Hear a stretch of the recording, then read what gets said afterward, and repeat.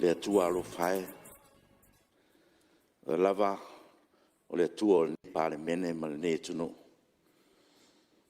matou whanau no atu ta mai nei Tiafau i lo lofa ma lo wanga le nei no wai tai muia mai le toi whelo inga ma le Fonotaga lau Palemene le nei Tiafau sa matou iai le aso nafi sa whamanatu ai le ono sfutau sanga o le matou saulotonga al nei o tai manuia mai soifua lau Palemene mau tai i le nei Tiafau e toi amtalia matou ngaluenga le li whaftai lau pule whasoifua o lato malosi le tino o le mafaufau ai whasisili lava ala le ngā o alo e mafutaina pia i matou uma i aso uma ma teimi uma le li whaftai manuia fo tapo inga si o matou tunu mai lava i le hao malosi o lava i se o pito i titi le li whaftai fo i whatau inga sauninga o le whapna tuina o le matou wono sfuto sanga sa o loto li ia lava lau fio lo matou te mai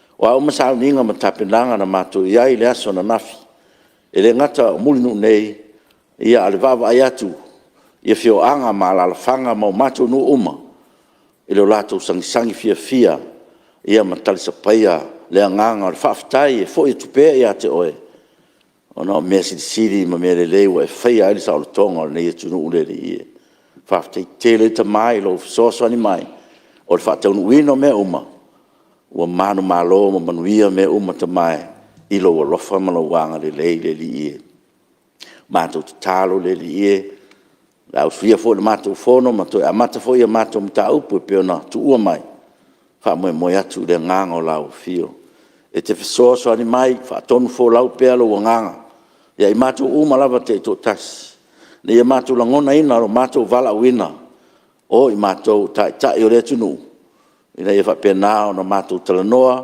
ma fa soa o matou manatu o wale manuia au i lumo si o matou tunu mo ata au le li fa manuia fo tapo inga ale tunu mai lava i le au malo se o lava i se o pito i titi le li le ngata fo i o samonei tapo inga lo tunu e fa pe fo i tunu ma mau le li fa manuia fo tapo inga a faululunga ma e kale sia keusian uma o lato lava lo fa no manu masuina le puai o soifua ma le ola fa le ngang ya wa lava se manuia o si o matou o tunu le li fa manuia fo tapo inga ana ita mama tina matutua i le malu fale fa manuia fo ia faululunga mtanga luenga fa la tonga malo ya wa lava lo lato tiu te fai ya wa lava le soaswani malo mai matou uma ina ia manuia lo tunu le li fa to ese ma fa maulalo lo Palemene i o luma le li e ai lava so matou atoa i lo sila fanga pa ia al matou talo te mai fa pale maia ma e fa mangalo lo Palemene e ala lava ia Yesu Keriso lo matou li mo matou faola amen.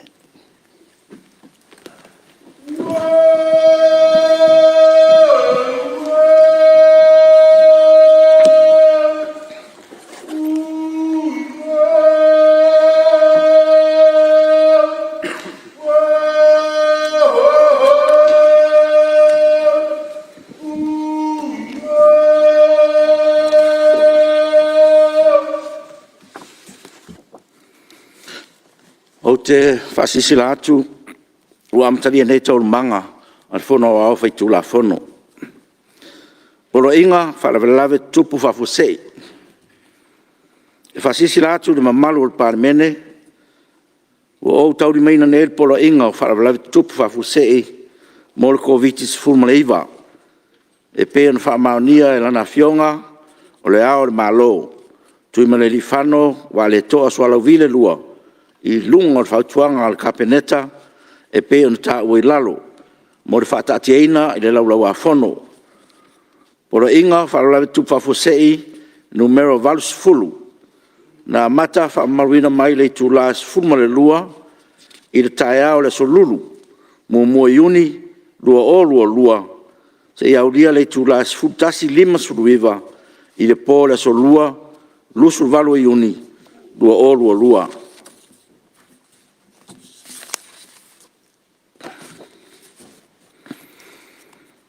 O le a Samoa se ngana al fonftalai. Whawhera o i tuai le pa ia o le tātou maota le nei tai ao. O sae le avea ma mamalu e le tau whaafuruina. I pa ia whaaifonga tā o le Palemene. O leo a whtalia i le ala i le oe. O utu fo imtangi le liu o le itu na le iloa. Maua fisanga le sau nai malata ma tō whatu i moana. Le tātou te whawhitai ai lava le alofa tuturu lo le tua. Ua mwhai e tātou sirwhai i le fia i le nei tai ao. Mo le whaawina o le tātou ngā ruenga. Ina ua maleifua mai le langi mamā. Ia, lau fionga i le sui Palemia, steimi tātou wheloai ma le fionga i taitai le malo. Fionga te mai tai Palemia. A fio tō fionga i minstal kapeneta. Ma pe foi to fionga i minstala ngolango. Ua malefua mai foi, so i fua manuia le tua mauta, le fio lau fionga sui te tai, o le tua ngai, ia whapea le mamalu o sui Fonouma o le Palemene. Sa tātou au whatasi foi sauninga o le whamana tuina o le ono sfutausanga o le tātou malo tu tōtasi, le aso nafi. O le vi inga lava e foi atu i le tua, o na mea siri wa ia whaia mo i tātou. E whatalofa atu fo i tapo i mai e le fionga le au malu malo, malana masiofo, le fionga le sui tofia ma le whalitua. Le fionga le whamsinsili, ma le mamalu le whamsinonga. E le whaangaloina fo i tapo i mai, wharulungo i kālesia ke usiano uma, i le atunu, ma le paia o le au whainga ruenga whauina o le talalelei. Samoa i au paia whalenganu'u, le afua mai maunga te tele se i pā ia se au pito i titi. Ma loa afua ai lau o maua. E whata alofa atu lau Palemene le tai au. Ma loa so i fua manuia. Sa mone mawina fo i ala so ta inga whaona po nei. I sauninga sa whea ngai mo le tatu o tunu u le aso nafi. Mo le whamana tuina o le ono sfutausanga o le tatu o malo tu tōtasi. Whaftai pa ia o le au whainga ruenga le tua. Ma pulenga mamalu ali i whai pule e fio anga taitasi. I le langolongo mai le tātou ngā ruenga e tau amo whatasi.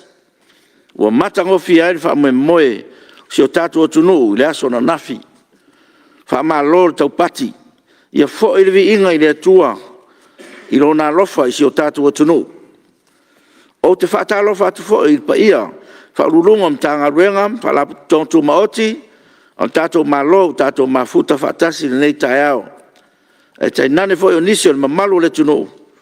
Wa awa i mai e mōre mawina tau manga le Palemene. Ma lorso i fua mnuia ma le langi e mamā. Le alfaiva le tātou maota le nei aso, tātou folau ma le whatuatua. Ma la lafo me uma i le atua. E tō ai manu mō le tātou walawina. Manuia tele le usunga fono le Palemene le nei tai au. Manuia fo i le tapo i mai al tātou o tunu. Tu inato li poti e komiti wha Palemene. Mua, pe Palemene lua filus fulua, pa lua filus fultolu, numeros fululima, li poti el komiti o le vaianga tau lua whialoa i li pe Palemene lua filus fulu, pa lua filus fultasi numero valu. Li poti whal tau sanga whal aputongo tau i mo wha vlavi wha fosei.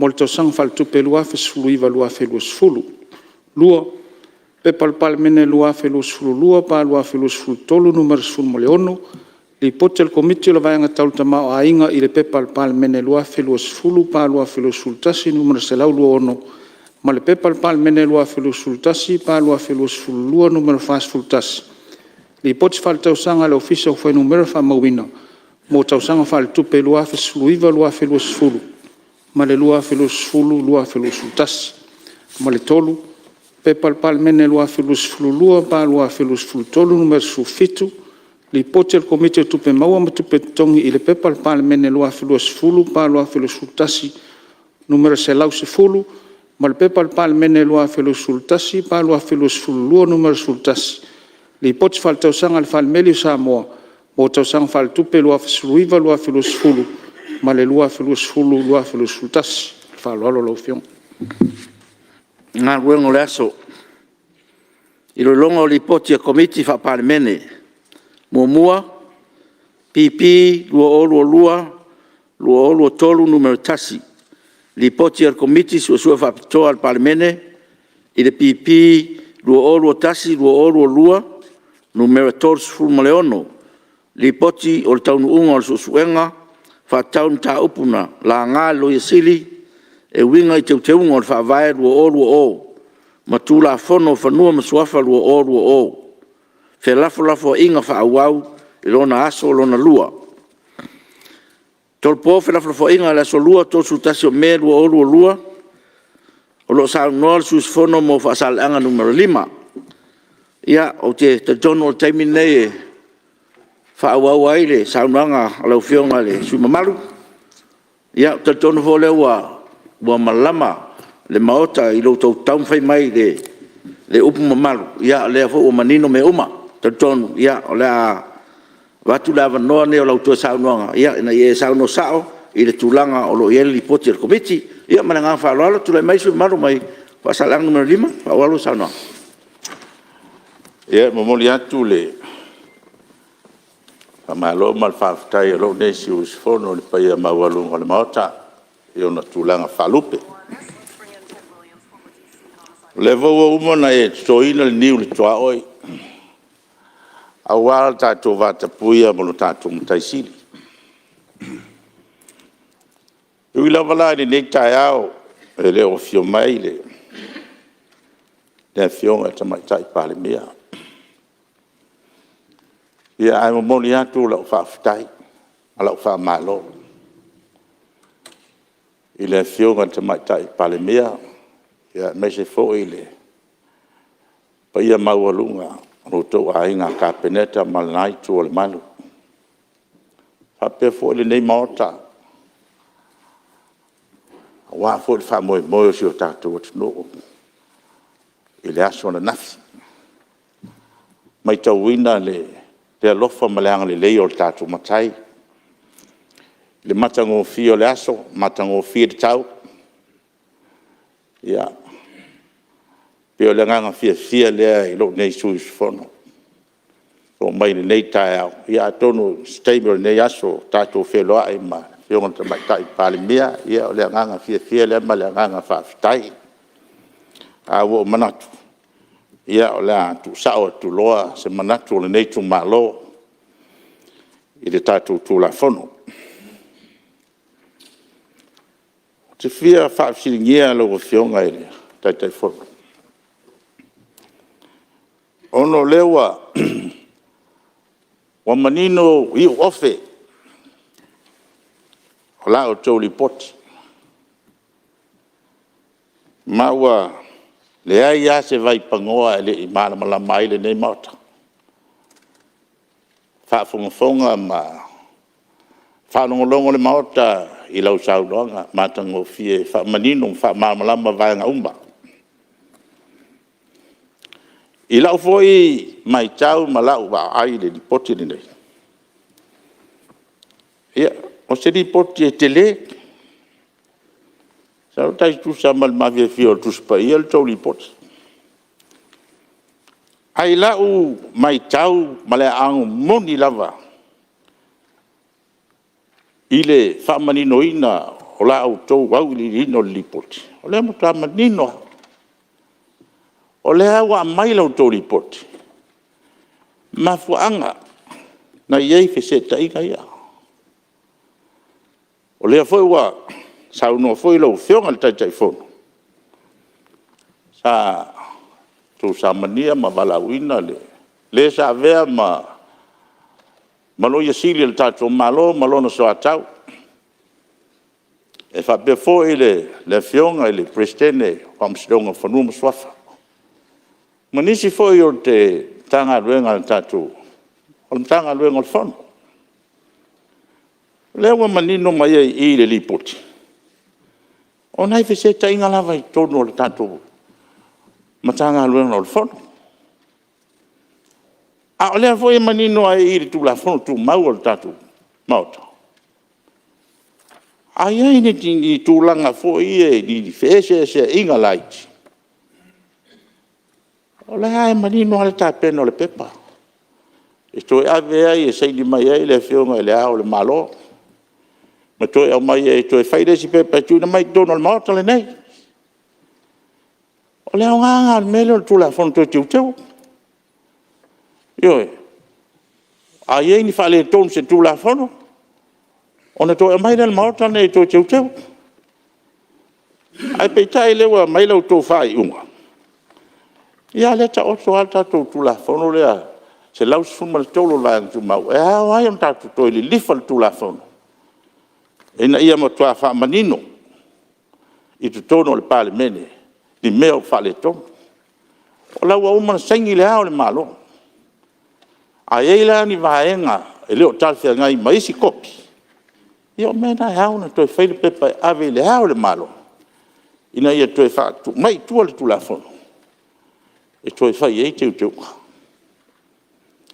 rono lua o le isi mafu anga e va tuelo te ele tu la fono lo fionga al fon ftelai lo te ele li poti le o tu mai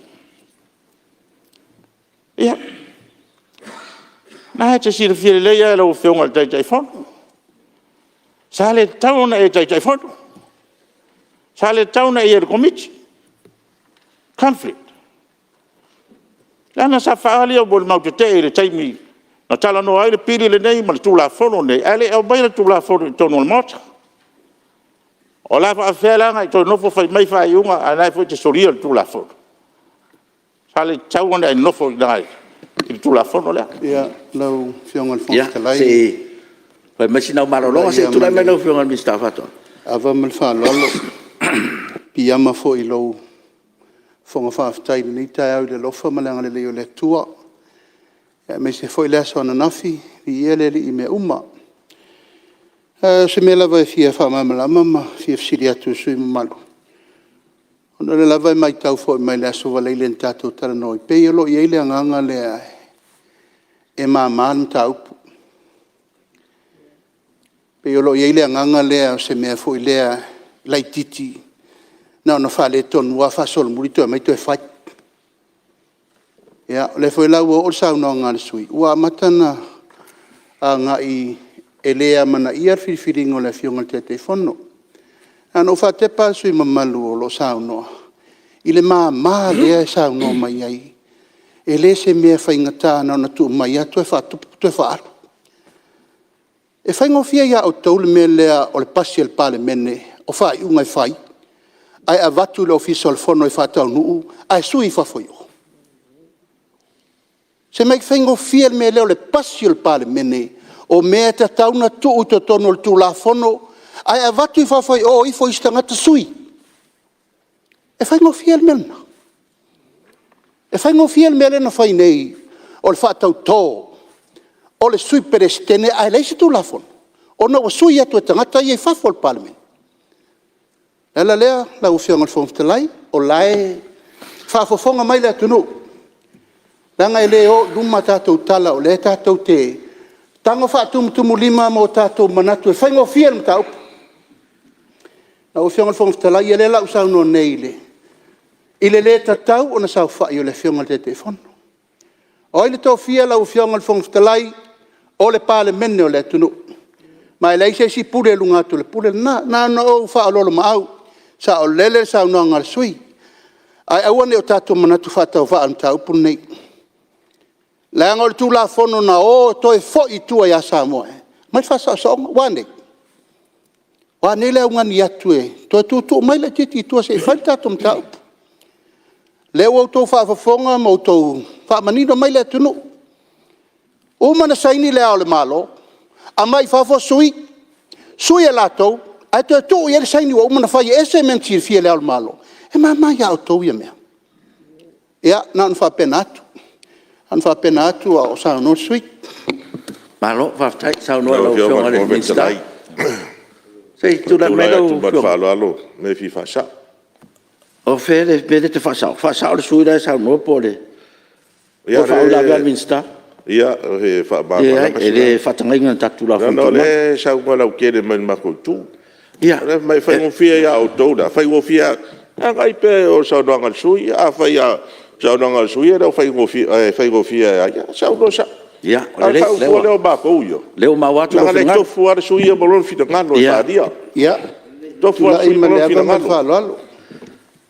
Ya a faila o fa nga ina le ngana lo tele rana na afia fo ilana sa no ngal vai so lente atu nei e mama e mai fai mo fie era fai mo fie le to foi atu nel tu la fono o malepi tai lo fiona mi sa lo fiona fa sa era no vai tu a fo ele I fa ga o pule mama wa tu e fai mo fie le mata upu ta tu o lunga fa tuanga lo isidi le ta o to fa tuanga lo isidi e le mata upu le awala fo ai le fa fita tu lai bai ya le o manino le o manino le mata upu la me lo isidi le o manino be no ta do ye te tu le melo fiona mi sta fa o ngal ben tel fa tai lo fiona le fong talai mo le avnoa o umala fa longo nei le folsanga menino foi ale fionga le fai pole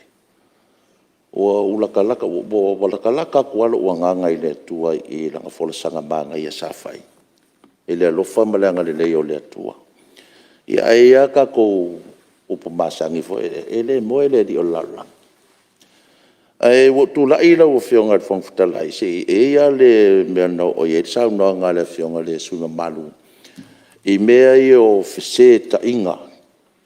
Pe on sa unoa le fionga minsta o whaatoanga. I le mama. Wha mai o fese ta inga e masani ai.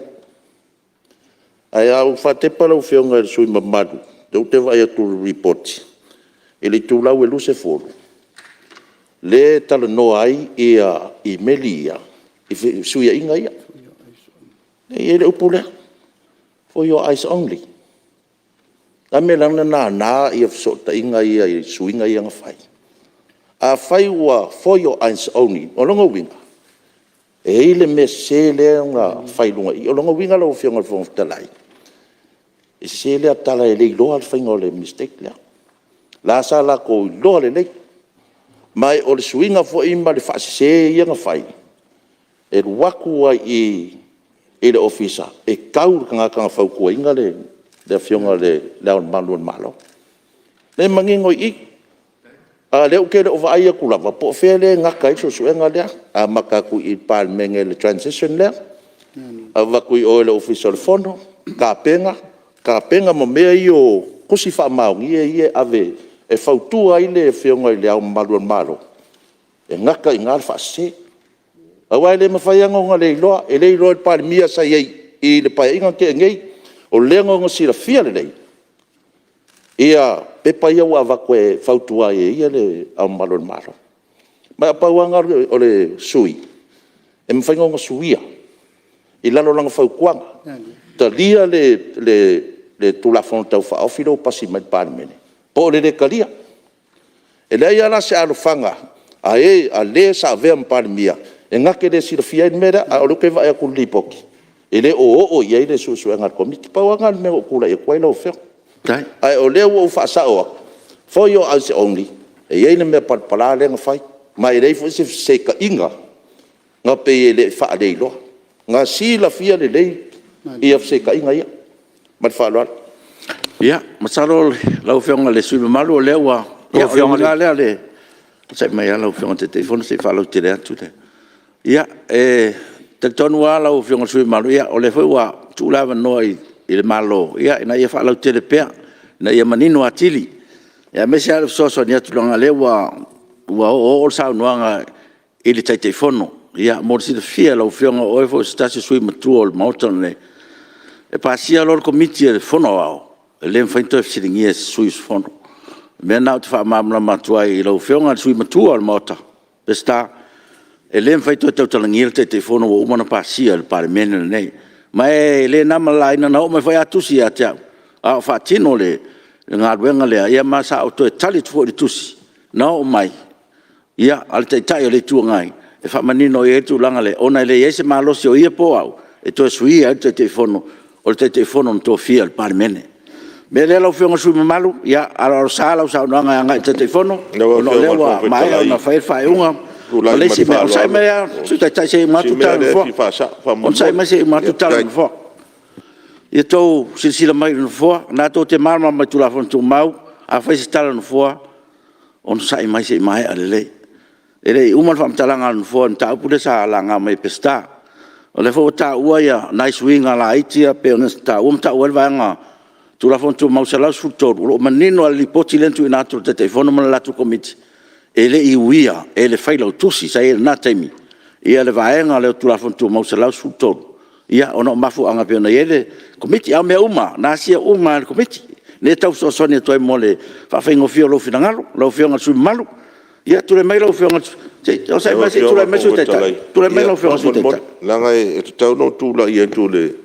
Si vaenga le sa fere sa doanga le fionga le minsta ya olo na le tua ia ai le sa vema mo Palemia ia tai fon nei tu na le ngo fotu i le tua e sa si le fia uma nei mau mea ma tu langa uma o le ala o be si le fia uma kapineta ma Palemene me uma ira to uma si fi le foi de office o me foi le peitu e fa pe na o ia na ilo nei me ya le mangi ali pochi fa ilo tusi ya o po tu la ma na nga ele foi le tadi ya tu le i le wa ma lo fa le fionga le fonftalai ya le te foi wa si sa ma le fionga mista la nga le te wa fa winga se te tai su te tai le winga sa no ngal minsta e o me uma ne fai e te tau ana ui i le sa vien Palemene fau tu ila malo ai le o fa pe sa fa tino le e le sa pa pe me ana e manino se tu le melo fionga minsta na e fa manino le tu la o fionga le fonftalai ia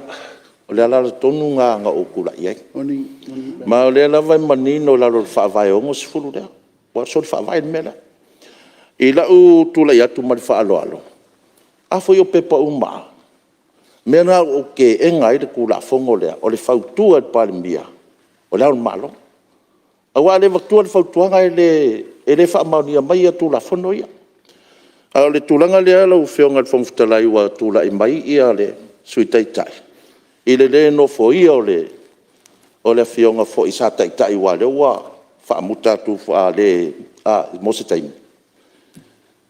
e o le fasili na fai alfa unga ya o ma ngofo mai kwa ma fa longo mai o fa nga fuanga fo o fai pule e lua ma kele sa fa i ma ngofo yo o vela le sa ma le simbe o sui al Palemene ti de ave e ku la fongo nga ai mangingo de standing orders nga o e le ongi i fai pule e ma fai o nga sao so la ko leo ko ngol fongo ge al fai pule la ko pele yai pe yai e kau e alu ama fa au ku la fongole ma nga duenga Palemene ma fa lo wa tai ya tu le mai la fongole ya e si me la titia le mai ke lo la fionga su tai tai wa te leva no te vatu ya le te fina mai al me atasi ya e si me fo ya le me le o va le mandino ona la mai le fionga min stafa mai o le sa ave en Palemene le tai tai de tuangai fa tu ina la o malo e sai nia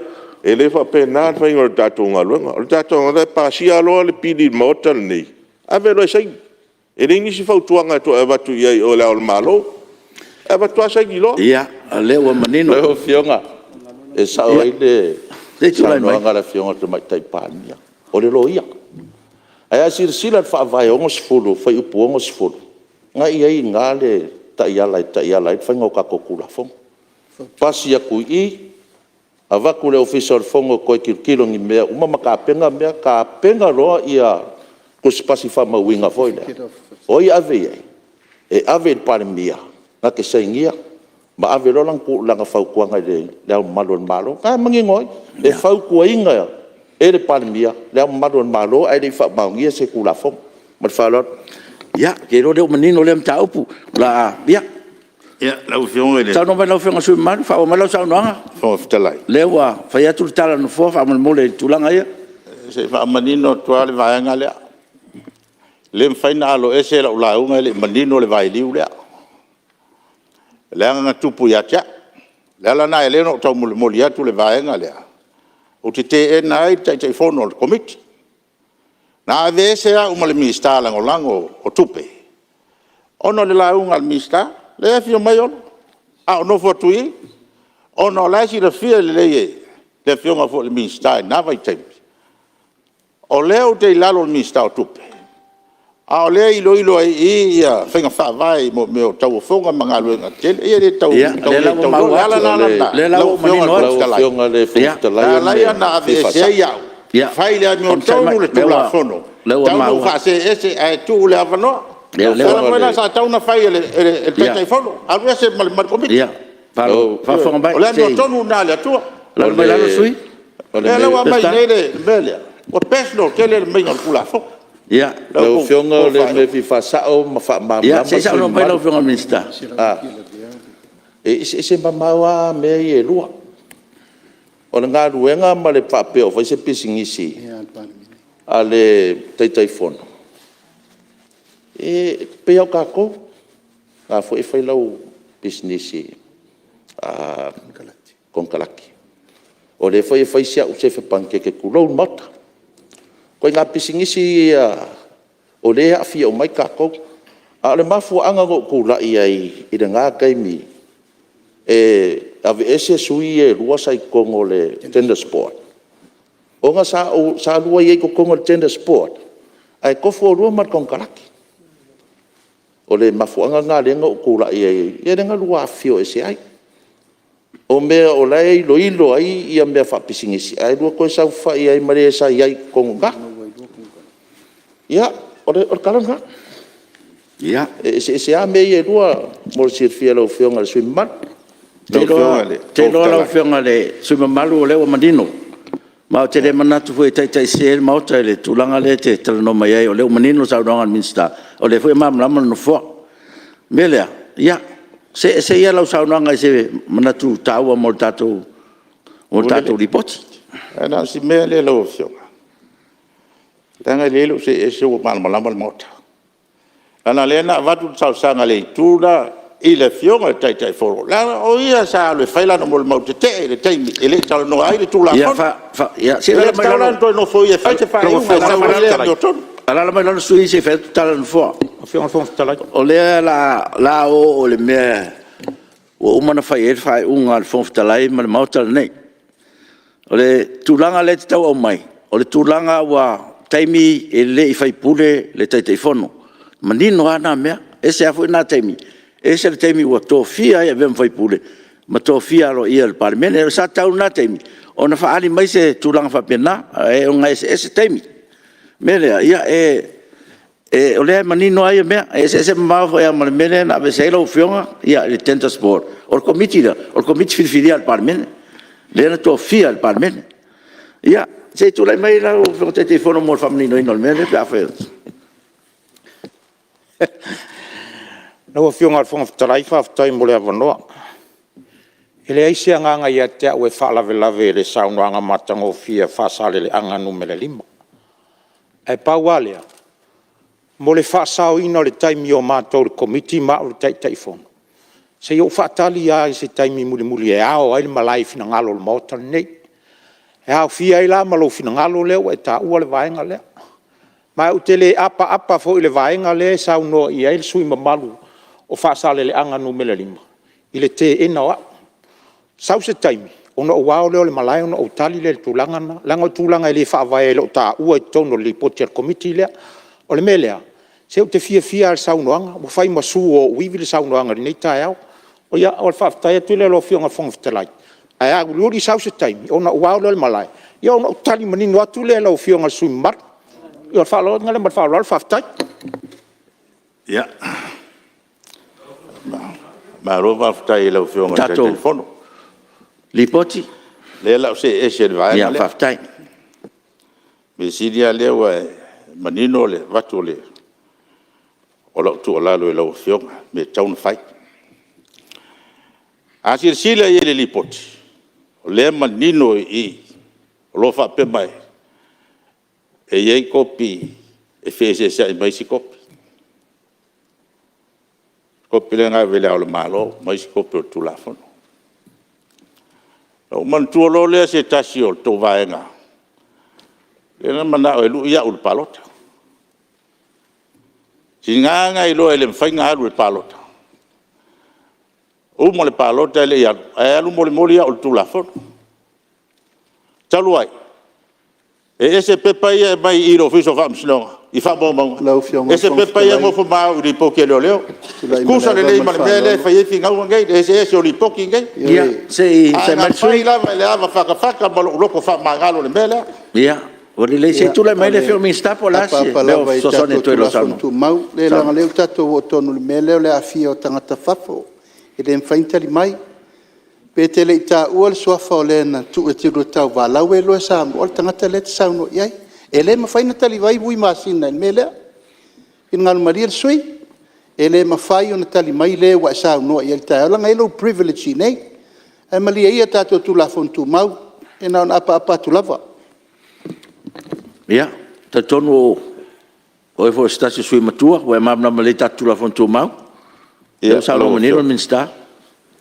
fa o me lo sa no o mai sui tu macho ale fio man mai tai pale mia ana sa afia le sa no anga mai tai pale mia tem sta o mo le palota tu inga fa sanga ya cha le no va tu chao pule ne la le chao le te tai pale mia la le va tu chao pule tu so le le li poti la ia o sai mai se tu la le se o pepe mai o ma ia o sai mai se sa mai lo fio te mai tai pale mia ia faftai lava lo fionga fongstarai patalo fatu ile maluole mauta na le pauar mea e mai tawina taluna saunore sui fa salanga numeri e talanoa isi mea ai le talanoa ile mta upole au e fa mo le mauta ole au mai o pepa isi ai tutino le malo lo fionga ele au nga ole talanoa tato I pepa ole sa fa solo tono il tato Palemene le ne fa eso so ngal komiti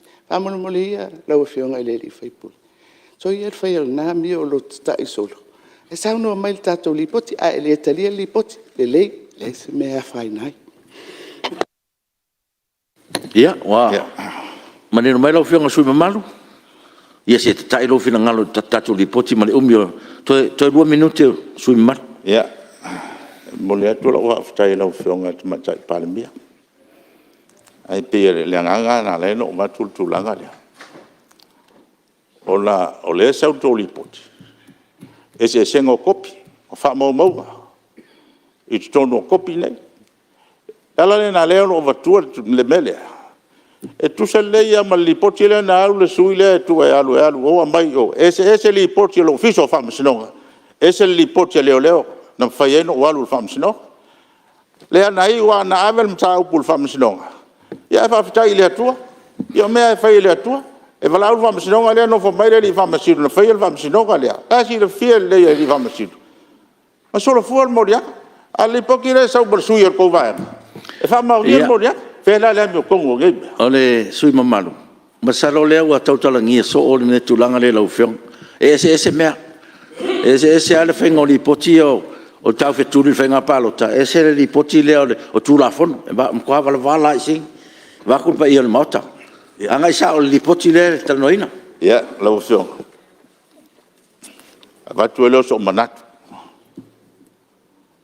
il li poti le o man sa no ale tamaʻitaʻi le sa vea ma lo iasi o uma foʻi na saudoa nisi foʻi sa mania e tuuina mai ni a latou mo le mau ma lea motoa mautinoa i le lipoti faatamala ma tagaluega o le fono faatamala ma tagaluega o le fono a lea e taoto o le tatou tulafono tumau aiai ni mea faaletonu ma ni mea feese seaʻi ma ni mea veese ia ale ave le famsims ami le hao le malo fai se pepe ave ko sai ge le al malo a me le fakingo le me sa fa pe be fa kwanga la ko di poki ko mai le Palemene se pepe ave ko fai ele me le ko fa me ole ye ngai me fa le ko ale nganga le o lo ngi su fongo lo fonga le e fon ka mo ko ke ngale di poki ngai o ko va ngai yo o ko ye mo lo fa lo lava lo fonga fon sta lai mo wil fon dai malo sa no ya me sili de wa fai man sa no ya le hu fa mawina lo te na lipot ya malo wa fa so to no nga foi le ta no mai ya ma fai lo at foi el malo na ia manino pe le tato tau pu na tato tal no tonu lava il tau fo ne lipoti wa o mai luma il Palemene me le titi de tau ma le nga ne fo il lipoti ya me se o le fai un al Palemene ne ia fil statu committee ne sila wala nga iluma o le tatu famsinonga fanua msuafa o le taua na ai afaftai o lewa so sone fo tatu malo ia nai tu fo ia na tatu mafo fo atiri ai ia ai la venone stasi sui o tatu mauta ia leo mai tau atu lewa fo mensa wa singano numero tasi tu le melo fo ngasu ma aftai lo fo ngaile fo fitalai mo le noa fa leo ai foi se manatu yo le nei foi tu malo mai singano numero tasi ia wa foi le lipoti ia o lo fa peo na ta otto i le Palemene la wa fionga i le fongftalai manatu o lea wa sisi le atumua ma ua tafi toe la ua maunga o salaia ua lea ao na inganga ai solo i tua hao nga inganga i fo ua tongo le leia le malama ua ngā fo ata e peo le upu ia pa ia tea ma pa ia la ua pati ta oto le faipo ua to le pule i le alofa o le tua ua pati lima i tātou o tangata soifua. Patalo fatu la ua fionga i le fongftalai. Fatalo fa foi la ua fionga i le tamaitai Palemia. Sui Palemia. Ia mai se foi o le kapeneta ma minsta lang. Fatalo fa foi la ua fionga i le sui taitai. O le itua ngai. Sui mamalu o le Palemene o Samoa. Fatalofa foi Samoa, mai le tai sama o le tui manua. Se ia pa ia file me pule tuu na tauilo ai manu o malo. Fatalofa foi le whainga malo o tutuila ma manua. Ai mawalunga le fatalofa i le au whainga luenga to tofi a le atua. Laua fionga i le fongftalai. Fatalofa foi so i tu malo. La o tau tapo inga. Ala nga i se manatu i le lipoti e peo nita oto i le Palemene. E momua ona wha leo se langona o le nganga whaaftai, la o fionga i le taitaifono. Ma le mamalu i le komiti. E o i lava i la mātou mai tau. I le fita ma le si o le tai.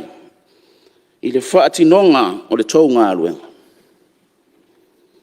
O le mea whaaftai o lea wai la maa mea le lipoti.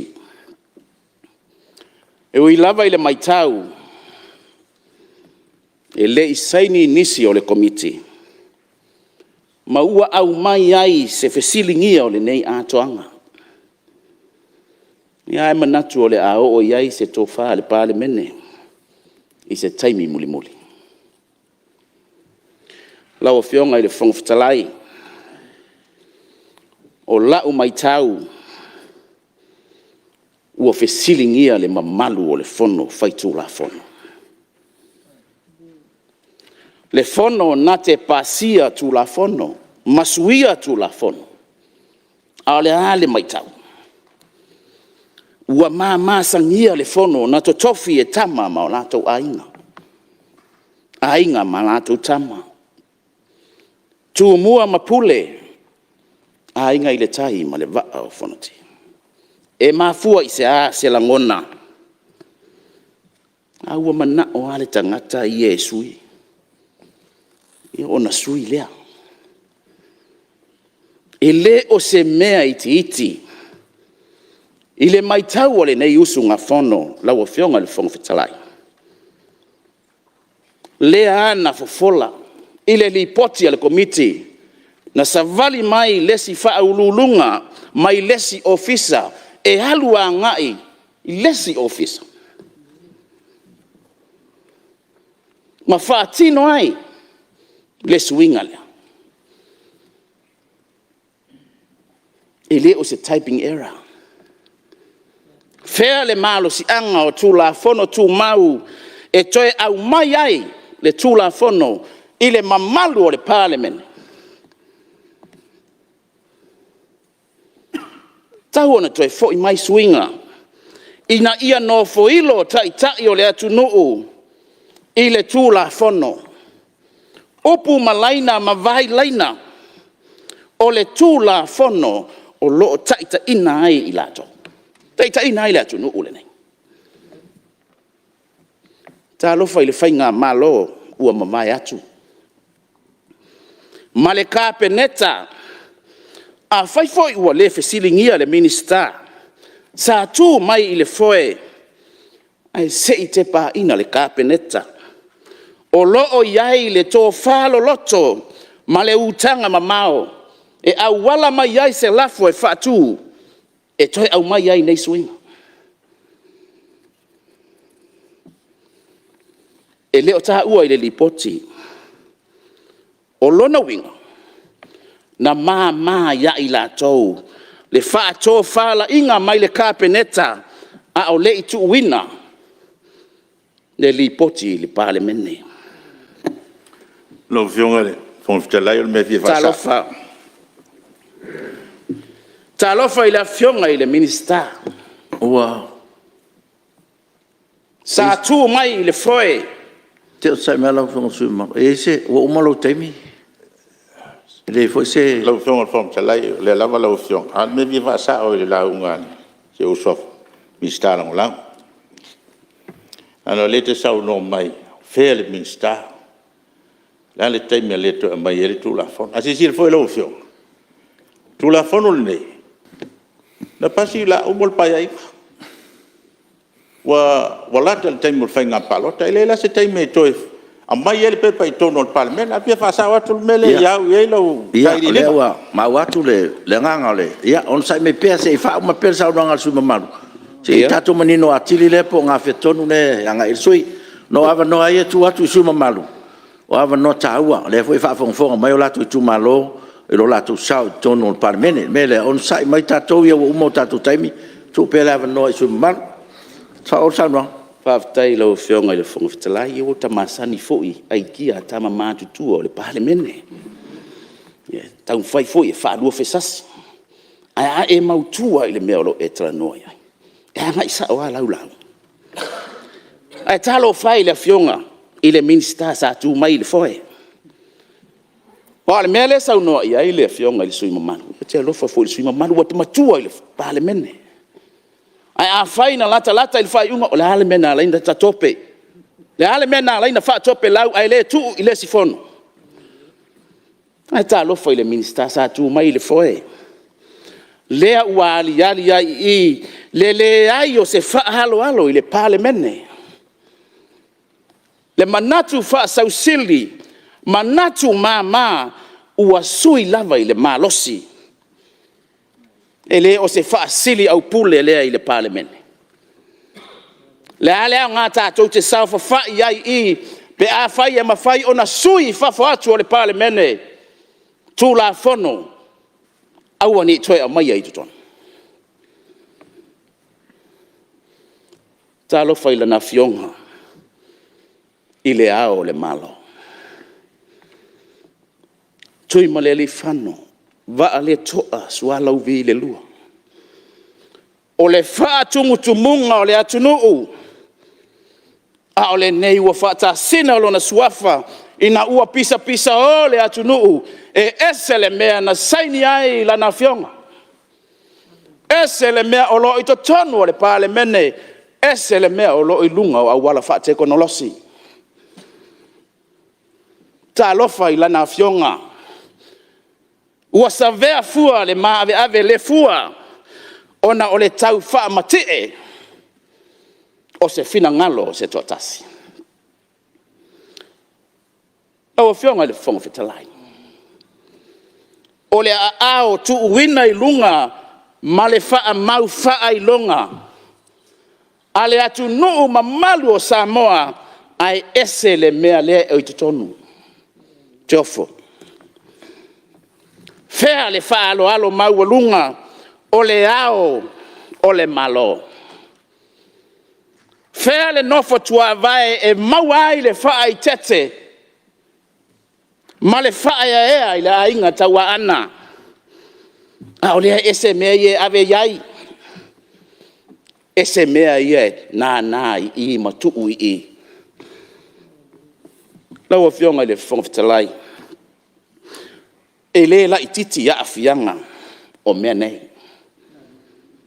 E le la i titi. A wā o le mea mautinoa o lea wā ngā i mai le ulu o le la au i le whainga malo o ai e totongia. Pe ao mai a inga o nuu mafio anga e su le whainga malo.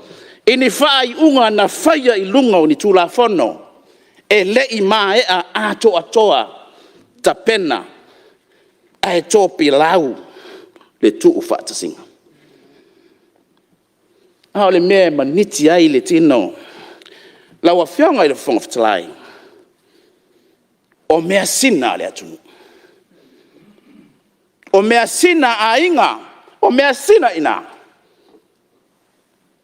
O mea sina ia tātou a inga. Tā lofa ia a inga masala whai. Tā lofa i le tata vau tapu manaia. Sa ili le malo. Tā lofa i le māwaenga tanga loa matua i tufu i ngā tai vai. Na māwae ai le whale whaanga fua o tanga loa. Ngā le matui a sau ma le whale sāfune. O sāfune le tau whaasala. Tā o lofa sa o tau tali whaalo alo ma o tau i oe i le komiti ina ua awhiwhio atu. Ma ngai atu. Ma o tau whale au mai avatu i whale tangaloa au wane. E sale i tū lausa o tau sila iai. Ma whaafofonga iai. E se le tū la whono lea. O lo wha mau wha ilonga ina i Samoa. Lau whionga i le Lau whionga i le whongwhitalai ma whaalalo. Ia? Ia sina baenga re fi wha maan malama e. Tio sai mai lava le. I whai sina tua male. O e tūlai mai le tūlanga wha taitai. Whau i lawea, i le sauna. Oi? Ia? Lei o le a mai. Sano mai. O le o i le tūlanga fo i le komiti rea sa o ave le tūla whono tau wha au whila tunu. O le teimire nā, i le i mautu i le tūla whono. Lai ave whatatar noa. E mai whautuanga. Are mo whakuisi sui o komiti sa e. Whatatar noa. A mai la i o whautuanga. E whau ai i le tūla whono whai. E a mai tono mauta. E eini e a teu teunga. A mo se ata whataitai na ave whasavari la tunu. E le i pāsia ma avea ma tūla whono teimire nā. Ia, whaftai, lau maua lau whinangalo. Ia, o te tatonu foi le, lau whionga le tui maru, ia. Whionga whongfitalai. E se, tā upu tapu. Sa manoa whamormule. I sa ma. Ia pa tai mo lava no danga le tau sa no nga ia ma tu ni minister ta wai pe folding mai o se tua inga a fio mai minister cabinet ia fio e fa pu ko le fa Samoa fai fu ie fa le ma sa tau ai fu la mai tau o le ate no fu mai tau sa ranga ni sui manu mai fa no no nga sa no nga ia mafa mai ko ia nei mensaia le to ia i mutula fa pena per fa chenga de lo fa de fa le o ma wa tu o le tau no mai e lo to i impenta ya tu pe fo le na ala trele afiona lo e lo afio mai il Palemene ale fa ma fa mtalanga tai e per tu langa na lo fiona e fia fa la do via no nga matango fia ale su malu e mo lo fa la ia tau fo fa twa alo fiona su malu ia langa o le o tau fo ia fa nga malo mi sta tu na tatu tano pe ne temi u tati el tatu di poti ia mangai pe lumo le tatu tano nga fa twa wa mai e pole fo no fo le tau o tu ia pensau no ia sui malu e sa fai fo capineta ia ele nganga fa pena ina ia malu pea tatu upu matala tono mota ia matatu te malu po i e fo tu nai ia manat fa pena la fio nga sui malu ia angai pe angai tatu di poti mal tonunga ma e na fa tino ina ma e lo fa sanga ele tatu di poti ia ai manat fa pena na menino ina ia fa pena na fa mama fo fa fonga mai le mota ma le tono ia tatu tau foi langona foi o meu tu nai ia le o mau li poti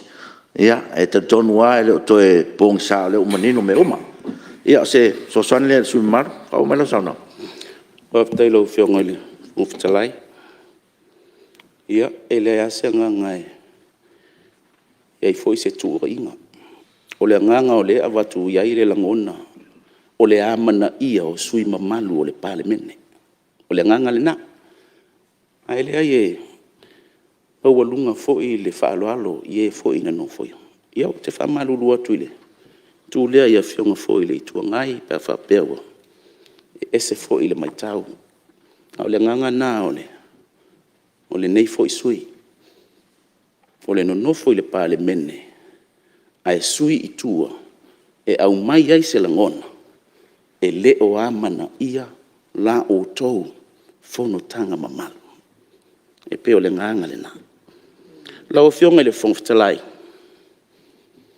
o le mainga le ai ia mamafa ia se tala e manatu sau noanga fo ia le tamai tai Palemene e se ima le langona le o le fatamala o le au fai ngā luenga o ina le tau a vatu ai se langona lana e popole le sui le nei mea sina le atunu ai manatu e mana o mia ni tangata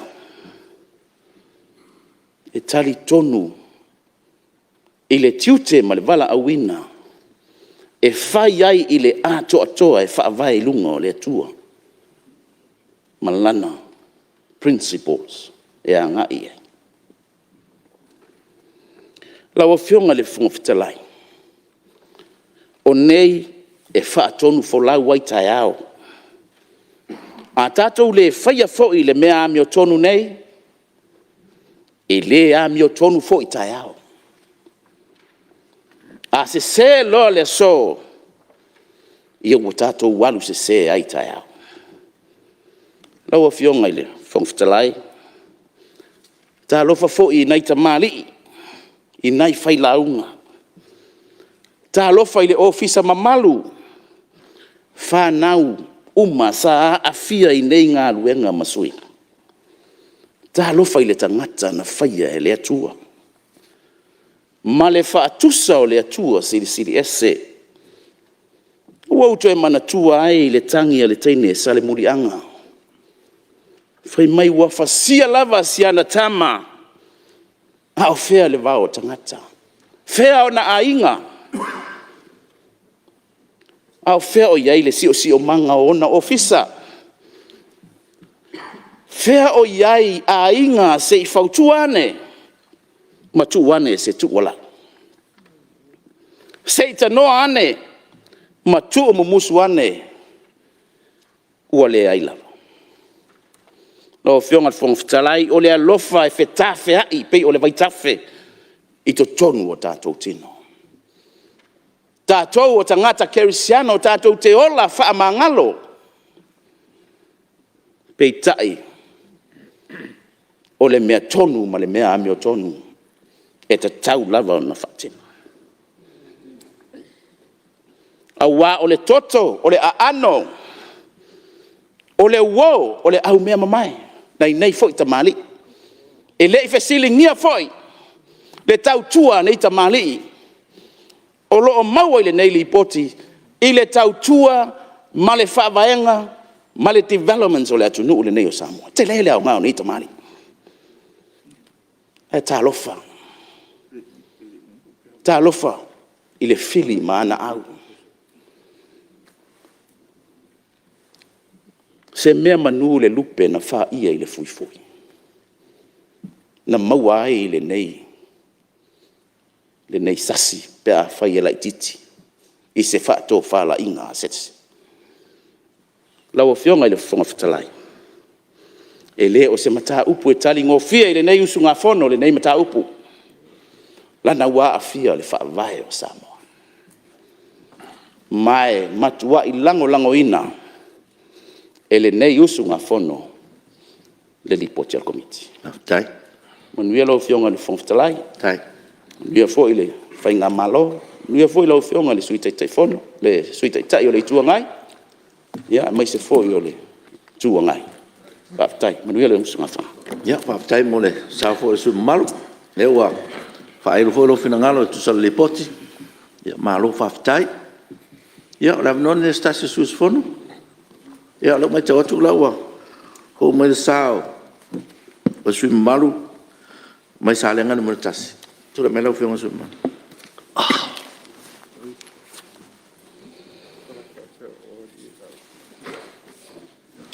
Aftai mo le avanoa.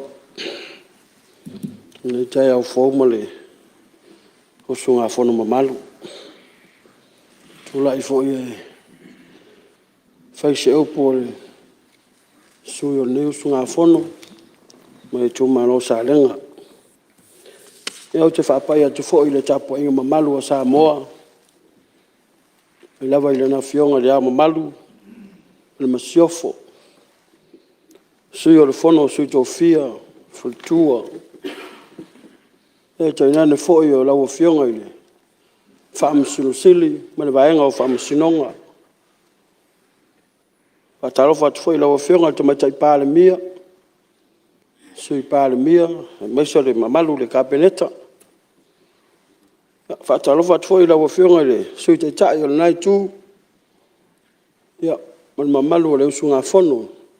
Palemene mamalu o Samoa. Le whangari no fo I le tapua inga. Au whainga runga Aso Tofi. A le atua I tono le tātou atu no. Fia fo I le Presidente o Kofrenisi. Mana na lau a whono. Malo no fo inga I. No fo asea. Whailau tusi. Ia mai se. Malo le Presidente o Aso Fe Alfani. Ma le Aso Fe Alfani le kalesia matis. Ma talofa atu fo I le. Tapua inga le. Sunga te whono.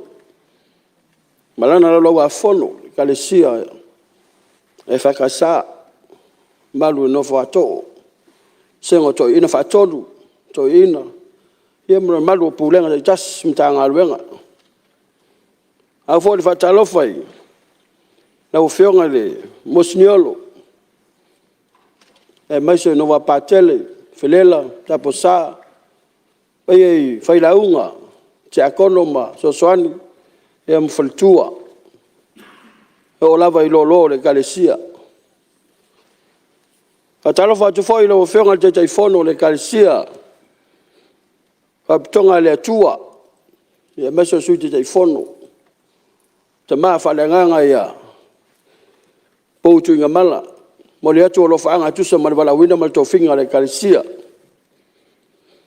e le whaanga loina le tapua inga so se whata vai taulanga wa le maua tono Samoa walo whatu a inga tausi te tuli vai ngaui le atua le pō ma le ao ma le pō sema manuia mo Samoa mo na tangata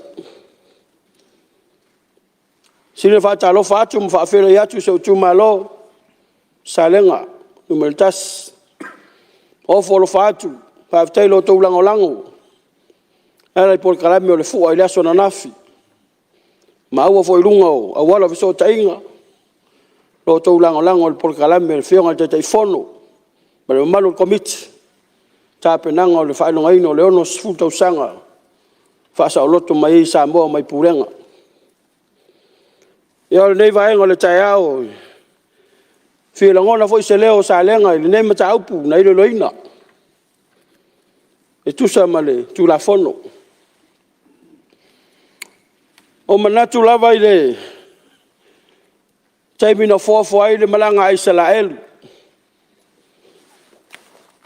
wanga i le vau le ato le vau le ato le mautonu mai ai le atua o le ao whani utu ma le afi whani utu tai tai elo nu le ao tai tai elo nu le po mulu le ane la o le nu e fai mai le atua ya mose saurunga le magua se avatu tu la fono fai ma tai tai tama o lona nu na i filifilia alu le ngaluenga le tai tai inga le tu la fono e le fai ngau fie le ngaluenga tai tai fai mai le tamao le ava mose o ma mafa la ngaluenga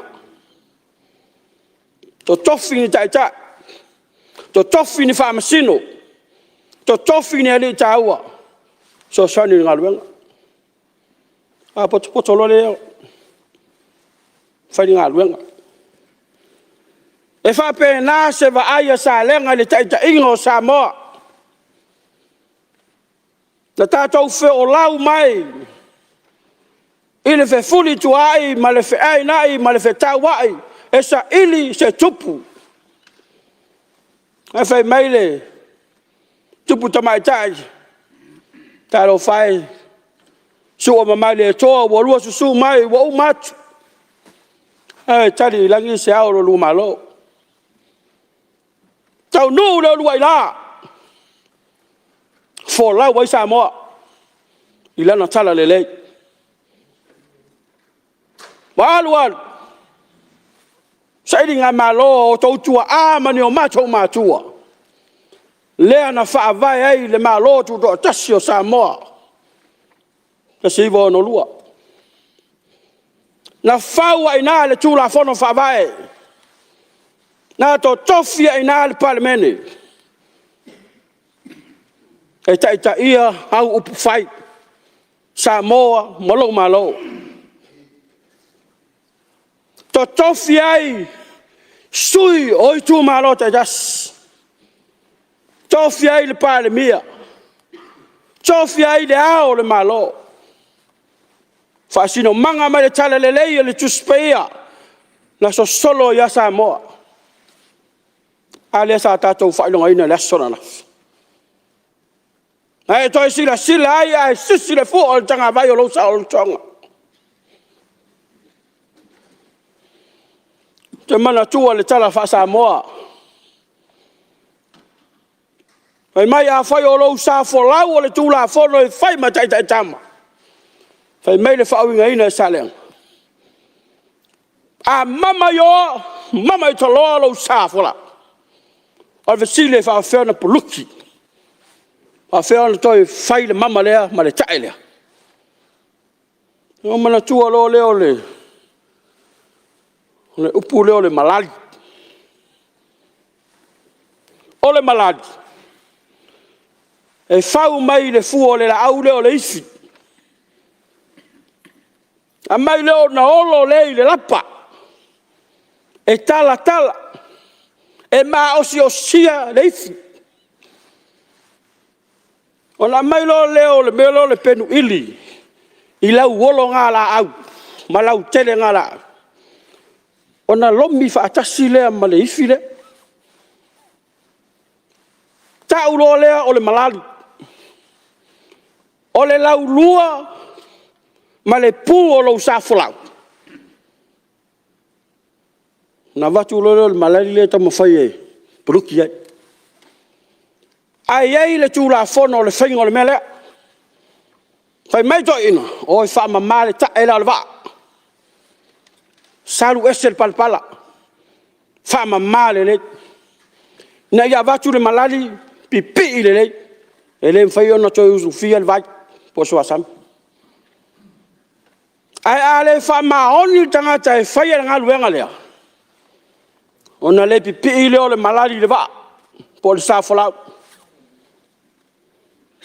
Fai mai leo to ina pe a mama le va pe a tu inga tai fale talo fai. Ua tai pulua al malali.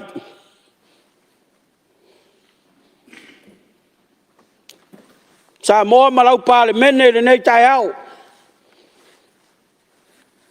O lo tātou safo lau ma le tai tama le tātou atu nuu o lau tū la fono whawai. O lau tū la fono. E tai ai tātou. Au ai le maladi. O ai e teu te ua le sālea. O le mamalu o lau Palemene. Lau o whionga le fono whatarai. Lau o whionga tamai tai Palemia ma lau ka peneta. Mamalu le usu ngā fono. O tātou o malali filifilia a Samoa. E fono ina le melea. Panga lea. Talo fai. Talo fai lea o le malo manana tū le tō o Samoa. Talo fai le mai tai Palemia ma lau ka peneta. Ma le mamalu o lau whanga ina. Wale wha maoni tangata na te wina le tae lea. Wua tai pulu ai le maladi. Tae winga. Ngā ve sea. Le tata ua i to tonu al Palemene. E ia ta ua i puluki le pu. Teu mea ufa le tonu al sa. Hai oso mai le rio le laulang. Ufa le ngaina. Le tatu ngā ruenga whai whatas. Bua o walupeina le saunoanga le sui mamat. Ta loa leo tatu tonu tatu te malolo masani o Tiafau. Ia, a tonu e o atu le tatu totari umai ia ua tau whai umai saunoanga le sui mamat. Pai malo saunoa. Patati ese ngā ruenga whunawao molan malolonga masani o Tiafau.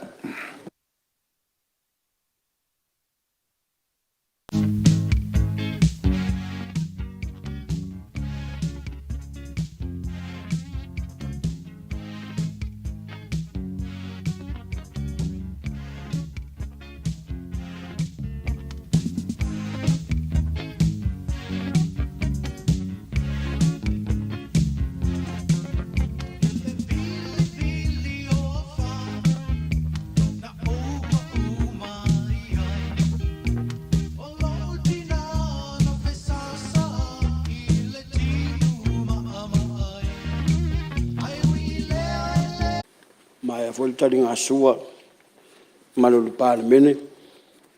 Ala o whionga talai ai mai se foi le whionga mai tai Palemia mlan. Te whaasiri ngā malosi o wafi au mga aluenga le nei aso.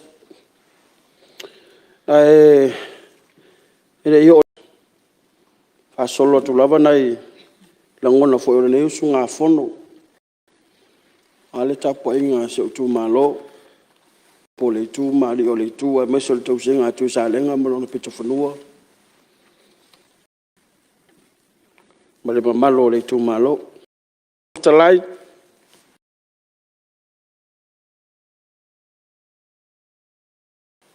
tau fa mam le maina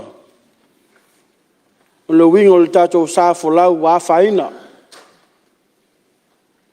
ma ye no ma tu tal tonunga a fai tai tamba ma tato folau le tu la fono wanga fa tu la fono a malu tu la fono malu fa vai E mau popo foi ma malu pulenga tato whainga malo. Peta, ua iai le ua oso i tutonu tulou. Ma ua whaina e fōlinga mai ua fōua le Palemene. Leise se senga ma le upo e masani o na lafo e tutonu o nuu mainga. Ua whaasiri au pule. Ua fia pule. Ha, ua ngau pule. Ua fōua lau whaai unga. Talo whae. Le ale wingo le mamaru. O Samoa ua poto poto. Ai sause tangata se sto atasi pe to lua po. E mi milo lau whaai unga. E le lei al tonga fiti ai le umi. A le fili fo yo le tamo le maua. Sa o ai le tai o le se kale sia pe ala maua ses. A le o ta o mai le lipoti ala komiti. Fa aftai o fionga tai fono. Malau komiti ma malu. Te lelo to ngā luenga. I lau fai tau, malau mai tau, malau wa vai. I lainga ma vai lainga o la tau lipoti. Ti le tal tonu le upule fai mai o ni sas. Ai se vanga na se tamai titi. E leo atoa de leiso na ma fau tu lo. E ma fai e na fa upule me o le sas. Ana a sasi se matai tusi. Pe sasi se upu. Ai lau va ai I melia na au mai. Ma au va ai e na modi mau le lipoti. Na amata mea le isi suafa. Ia te le tau atua, lewa tatu I loa uma le lipoti. E ui ea, o se isi fo I tu. Ai amata mea mai fe sota inga, lele mai le ea I nei, lele atu yo. E no nofo I le isi fale. Ai fere lei mai runga le ea fe sota inga. Ao le mautau, ave le I ma le upu wha vae le au te va ai. Ma le upu ta atele le iai le li meri lea. Le fo I wha mao nia mai e mori mau. Ave ese mea ia. Ave ese ia. Ave ese loa. Toi wha fo I mea I tua. Oh. Se o te ofo. E iai se malo se anga whare tūla whona whai mai, ave ese mea ia. Ave ese loa, o le whaatonunga, nume la tasi ma leo tele le whai. Whai le whai lau tusi sa iai, ma nisi sa iai. Le ta umai le li poti. Na o mai whono whaatasi. Tala noa whaatasi. Ave ia le tala, ave ese mea ia. Ave ese loa, lono wina lai ngau, ave ese. Ele se sasi la lei no le mele. Ele se sasi ale na tula ia tula mi stam fai mai. Tau wa oe, ale tau mai. Tau wa na o mata e te valion mele na oe ya. Lono winga lai na o e na se mea ai tu sei si me ton. Ele se sasi la le me ya salenga. O te fa tau waina le fau tuanga o fai a onga. Sa wa onga. Fio ngai le fong sutalai. Ai mai lo fai a onga ia te. Ai matai. Au te matai fau. Ai matai fua. Te sai me lava sui mas e se tapu. Wale le la unga lo. E se tai me lo. Te la unga. Ya, la fio ngai e le isia nganga e fala belave le. Sao no anga matango fia le. Sui mamadu. Ana pawana I vai ngai fia fa mamala mama tu atu foi se tu lalo. Ya ono lewa. O lua isu yo lai tua. Sao no e vai nga lea. For your eyes only. Ai leo te mai tau atu I sao no anga. Le fo te va ai I lipoti. Ia o le ngangana ia sa whao ngai le ofisa. I tala noanga I tono le ofisa. I la ula va ai. Nei te ua tai se ina le mauta ma le whaafonga mea le atunu. Le ai o le confidentiality nga o le mata upu nei to tono le ofisa. Ai le o iai sea nganga alua whapena pe ontau au mai. Pe te wainga le o le te so te le ngang whaalua. Taftai le mau atu le nganga al wha ula vea.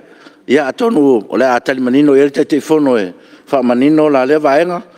Ia ona manino e fwoi leo pai o tatou mauta. Ia tau dong mai lau whianga sui malu. Anga I me pera sau noanga sui malu no foa wha moni.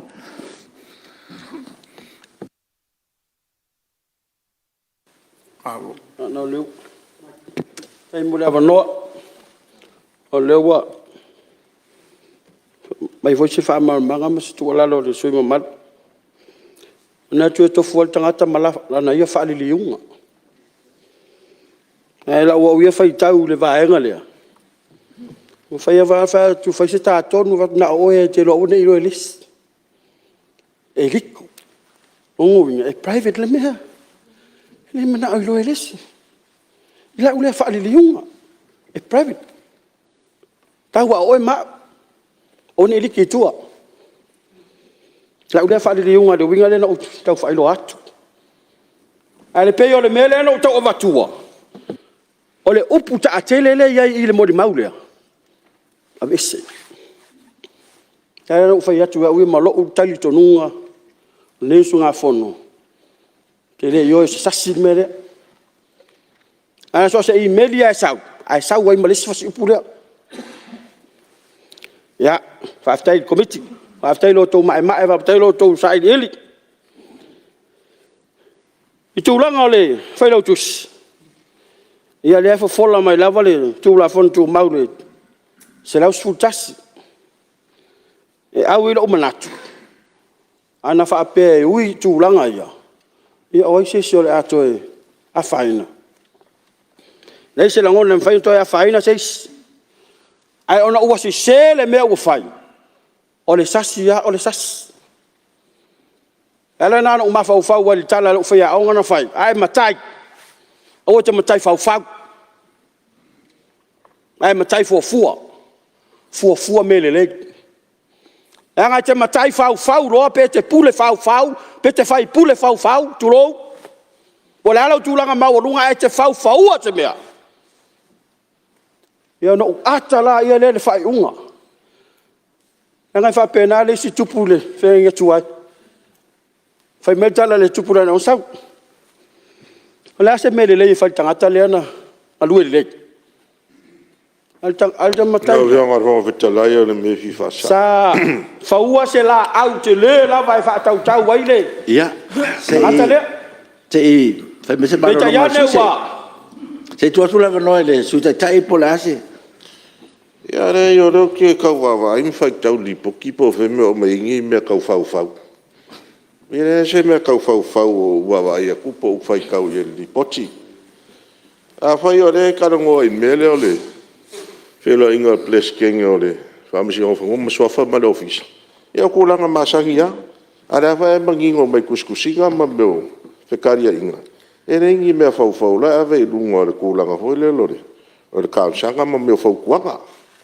Pe kulanga lea. Ya, baftai o lewa maua le finangalo. Ya, nga foi ngai lau fionga suba malu, ya. Te tonua, ya. Fala tala tai fo le tato taupu matulanga o le tato lipoti. Baftai. Te lo voi e. To e 2 minutos sui. So se tala fa matala tauna e coach ma se me fa maungi ai pe fa malo sira mau. Ia fai wa fai ne le vaenga ia ele hai ele o le nganga le na o le tau ma fai e fau se tala e mai tono li pot ia fa tai mo le o fionga fon fta e o le si vaenga e o te nga ia tu ia o le swing o le fa vai ma le swing o le tu la fono fam sinongo fono mo swafa e foi le si fasi upulea na tu si ai ele Loia sili. E ave esse. Fai mai upulea se ivanga na le whaatangana a le presidente. Ai au fai tau atu le whaavai. O tu la fono whamusinonga whanuma swafa. Ma le vaenga tonu le anga i el whai upu lea. O le tali po le te i lunga o whamusinonga pili. I lo ula matai tau sinu'u mawhai whamusinonga. E le tar whengai le whaatananga presidente. A toi whaatanga le tusi lea o ie sau whai e whai unga lea. Ono no winga e pule ia pe tanga pe le tanga. A vai atua wa o ie le sau whai no fole whai unga lea. Ia, masa salonga o mata atou. Le ia se le se masalo. E le te tau la ona tu upu e te tonu. A vese. Se vanga na le pule po le whaatananga a le presidente. Langa le presidente le whai unga runga.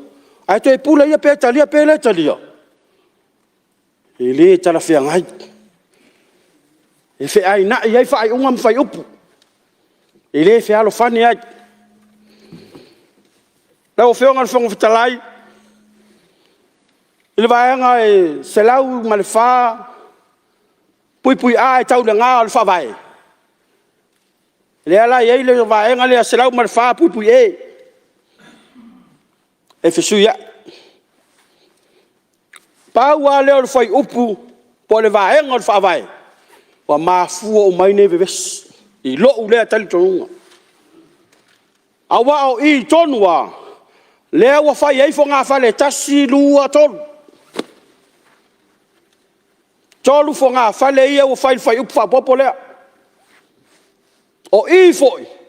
Nā lai ona i ele suinga te lea lea le tato atunu. Te suinga. Whai whaatope tope. Ia on mātou tū mātou sawa. O walu lei whai le mātou. Mātou fo i nei tantano ngā aiti mamatai o runu. Pe vi whasa o whapan mole. Pe tai e whai atu. Nā iohe. Malama le lei whaamamna manga o mele. Ia, se i tot. Ai mo mai le mātou tū mātou. O sai mea sui. Whaftai. Se i tot te seapura se meo. Fisau no mai sui o le pata. Supai.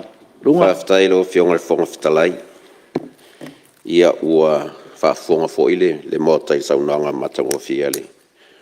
Sui malu. Ai ona o lea tala no mai le whaavai.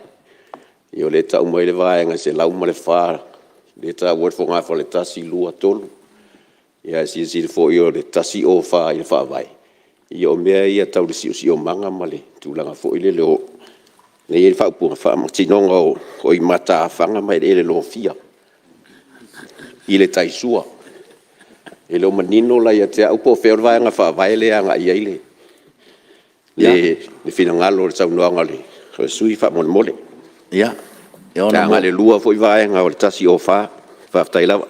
Whaftai. Ia, ona tau fo i mo wha mamaunga le Palemene. Ia, le fo i wha manino mai pe na titilo le tūleo le whaavai. Po le sao le sao noanga alau whionga sui mamaru. Whaftai lawa mole. Awa noa. Leo leo te tala no atu le suinga o le tūla fono. Ona me tau lea fo i o le tūla fono tua. I le sa ia i o le sa tasi o tolu. Le vaenga tonu ale o matawhanga.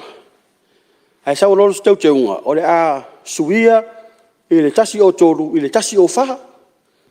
Me i le lunga o les. Ai me i mai lalo les. E a tasi o wha le wen me whau popo. A lewa me i lunga le tasi o tolu. I le vaenga lea. Mia lo whenga sui mamatu. Si sila le pia whai sau tu swapea. Lea, suinga fau lea. Ese ai. Le tasi o tolu le sa iai memon mulisi sila iai. Pa mon mole. Ia, sei. Ia. Ona maua whina.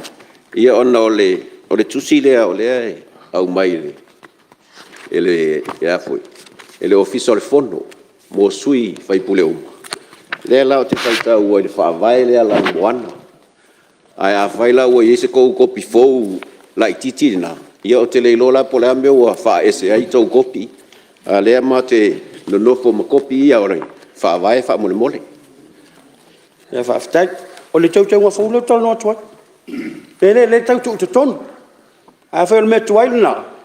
O me le tau tu tonu le tu talo atu ai le tau rote me le lipoti. A si si le lipoti. Tasi o fa pui pui e. Vai tau silfia.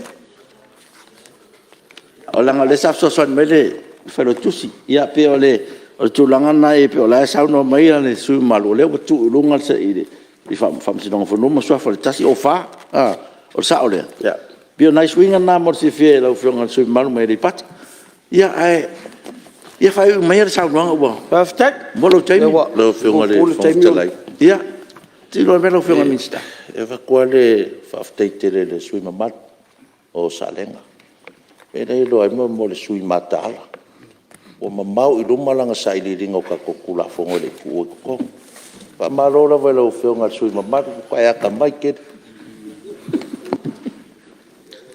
ia fa o mai sa no le fo mai lo temi fa mai lo sa no aftek te mo leva no le yo le le fa ali to se la ngono le sunga fono sa le nga numero tas fa te sa le nga lua yo ta wala va uso ia la nga ta mo tu la fono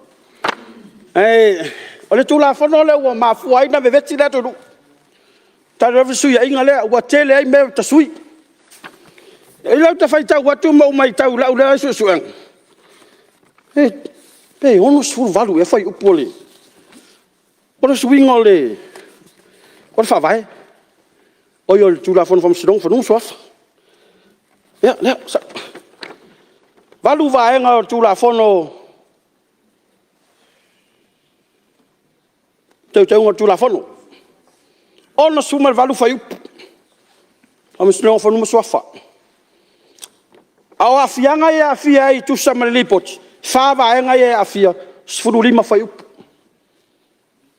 le na fai melunga le med il fa vai matau pe selau mal fa pui a tau pe selau mal fa pui e tau pe selau mal fa pui fa o vai nga ia pe va tu mata po a to alia e o tato ve vesia ya ia ni umina wa fa malua tu lo fionga fon futrai na no lava a va tu se langona ona wa tu le tato ve vesima fa pele tu nu uma telefoi tala le tu nu te lo fa tu fo ile lai tu la fionga tu la epa sa tu la mai le foi telefono na sao molona nga yo tau afionga foi sa tu mai de foi minister na vai tau malo nga lu o po moni ai lem fai tau si la fio tau se ma tau sas la sa tau no fo to tonu o le fale tele ai le mato mai tau mai tu i tau fa so mato langona lo fionga ya le foi la va tu se langona fa aftai fa aftai ta pena le fa mo sa mo fa solo atu lo fionga il tu langa le o sai me lava e la le nga fa pe sa lenga se tu le mai e se me fa o le sa wanga le sa lo tu la foi il sui o le te fau mai mot ale fio mai pale mia fio mai la uli fio mai olo i mo wen sai o ele ke fai kio o laiku awe ko fai kio o ko ku se fo le lawa ya bari se ya fa mo mai le sa no nga wa no fionga fon talai after mo leva no lo fionga fa sa fa mo le o mangia le nyangi mai sui le su sa lenga se fa longo to ma to yo ko la mai a me ia me lipo al fisidi ola la sha fianga la suinga la sha fianga ko la mai ya ra ko la mai uma me ia le ko me lipo ki bangi ngor kai fo dai le manino ya te tonu ala o fionga su malo le wa mai le nga ya le fo wa fa mai sa no ya fa mai lo sa no ya aftai o tau mai ya ai sa tuala ya mau pel to vai e o winga la vo upu fa pe ke le talia fu le upu fa mai fo ile ai e fo wa tasi laso ile ngoto le la ale wa to tau sanga o sa fa lo fiong ya fa malu lu tu langa be se upu yo le fo langa ki nga la fa fo ma tu malo ya o lo ko fai kio le palmia e ko fai kio ya la uli o va fer fai o e mal me ke hanga me mo le wa ma watu lo fiong Ia, se sa no mai fo. Le me fi fasa na lo i fa mana to tua i sui o sa lengo lo sa no. O le mere o walu ese o kula fongo i. Le ala wata mai. Ia, ngai ma vai nga tu ua fo ia mai le no fo inga ma le tu la fo. Ia. Le wa after. Sa no fa, mai lo sa no nga, mai lo temi. After lo mal masala. After for mai tai Palemene. Toi fa mana to le vai.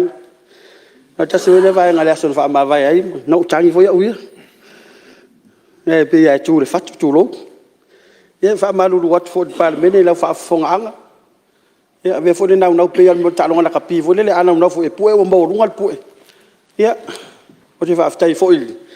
Le yaso la wo fonga talai. Ia on fai watu le se fo atu a salenga. Wa pole ale telo nei tala ma nei la watu la mai. Wa foi tionga. Pe no fa tu ale se fo e u ma. Ai la fai tau le poti mal fa tuanga al komit. Toi fa sol muli. E tu sa mal toi tu ese. E tu sa mal tu se va tu spa io fa ta otolo no so fa ta tia. Io lo no winga. O le fo salen. Fa pa fala lo tua. La ta tia le me toi fa si mi fo. O mana tu ai lo la ia le ma va nga ta mai to lua. To la forma Fonotaga mai sa ta fe ai na ia. Tu ta va. La fai fa peta ma va. Seu meletas. Le fo. O le fa. O le a tosi le ngai. A tango ya umea so lo le fo. Ai o tango fo ya umea. So lo le fo cha. O te lango ai le fai unga komit. Ie na tango fia tu la fono le. So lo le fo.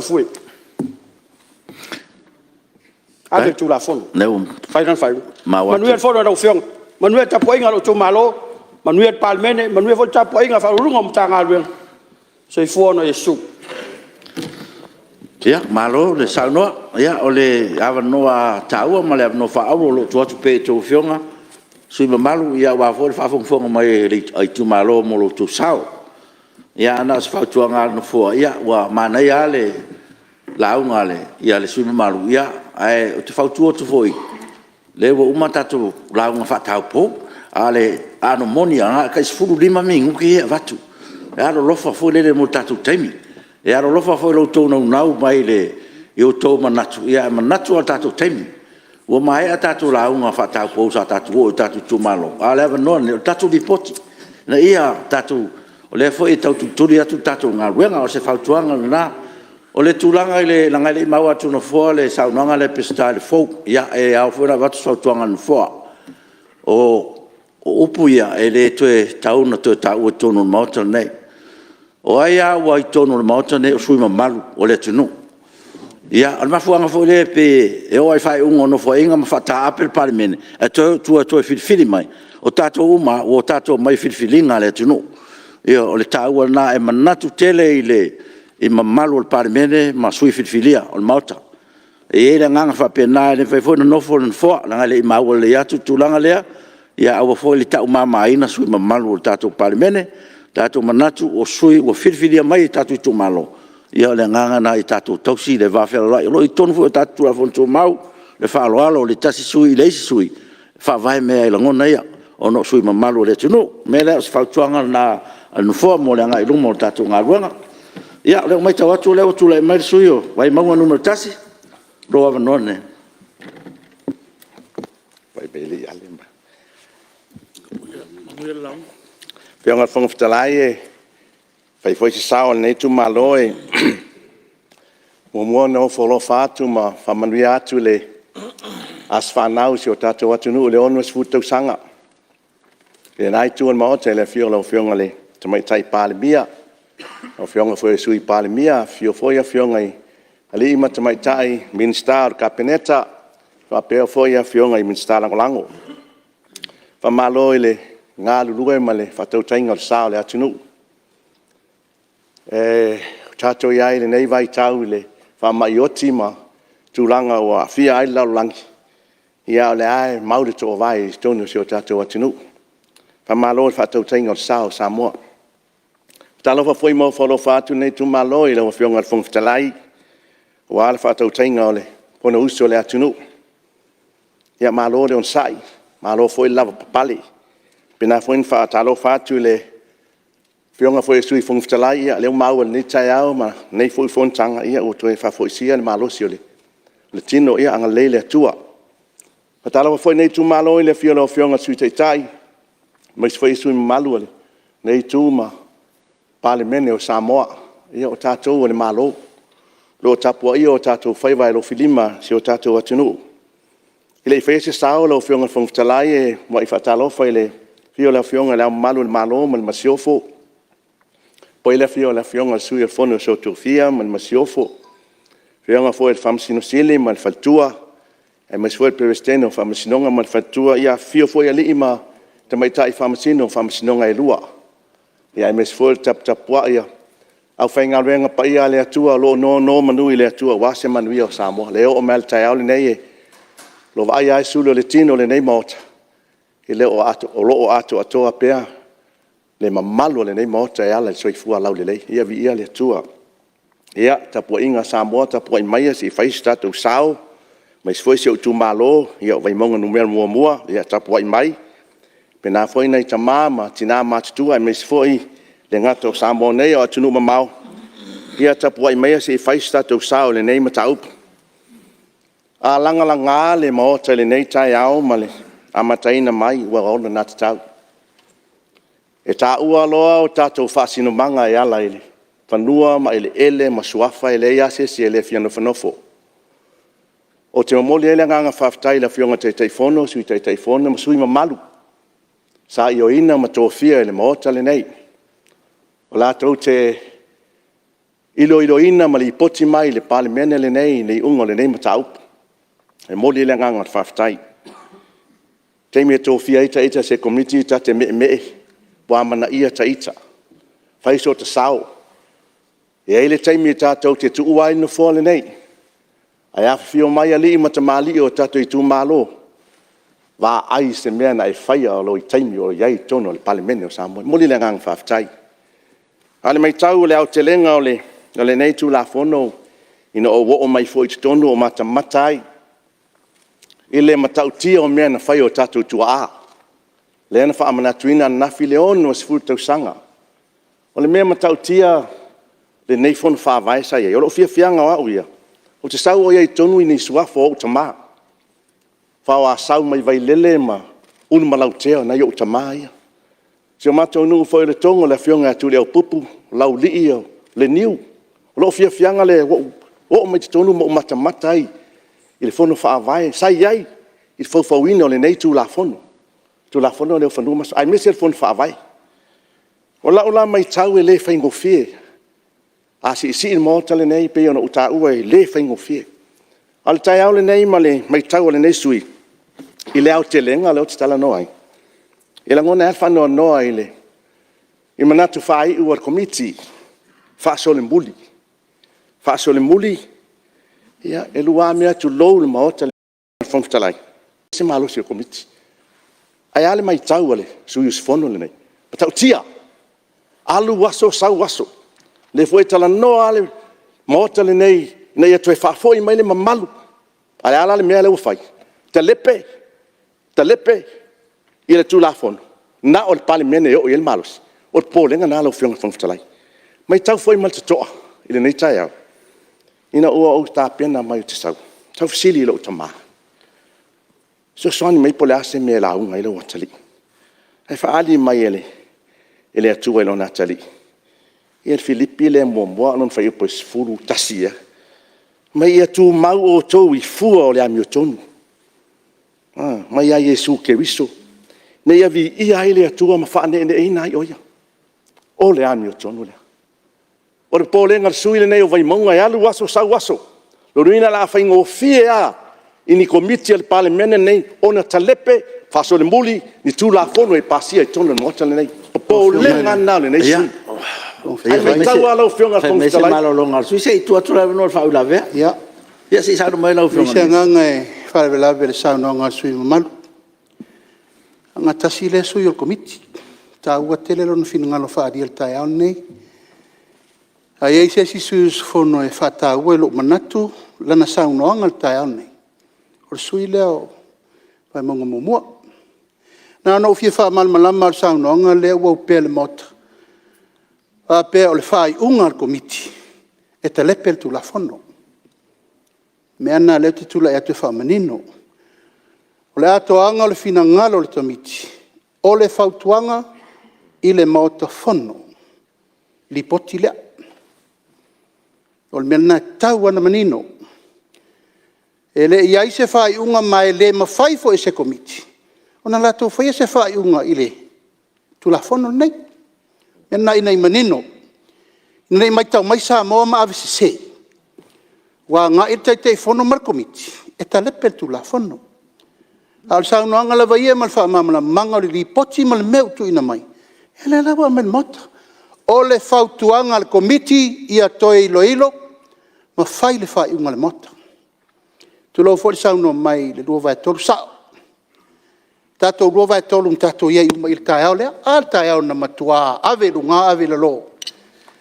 Tau ma fai atu se ava noe le maua. Na to ono tangata na piti e. Fai launga mulmudi. Tau ma fai atu e mai pepa e vela. Sa papa tu lafa. Si mai se ava noa. Si tera noa.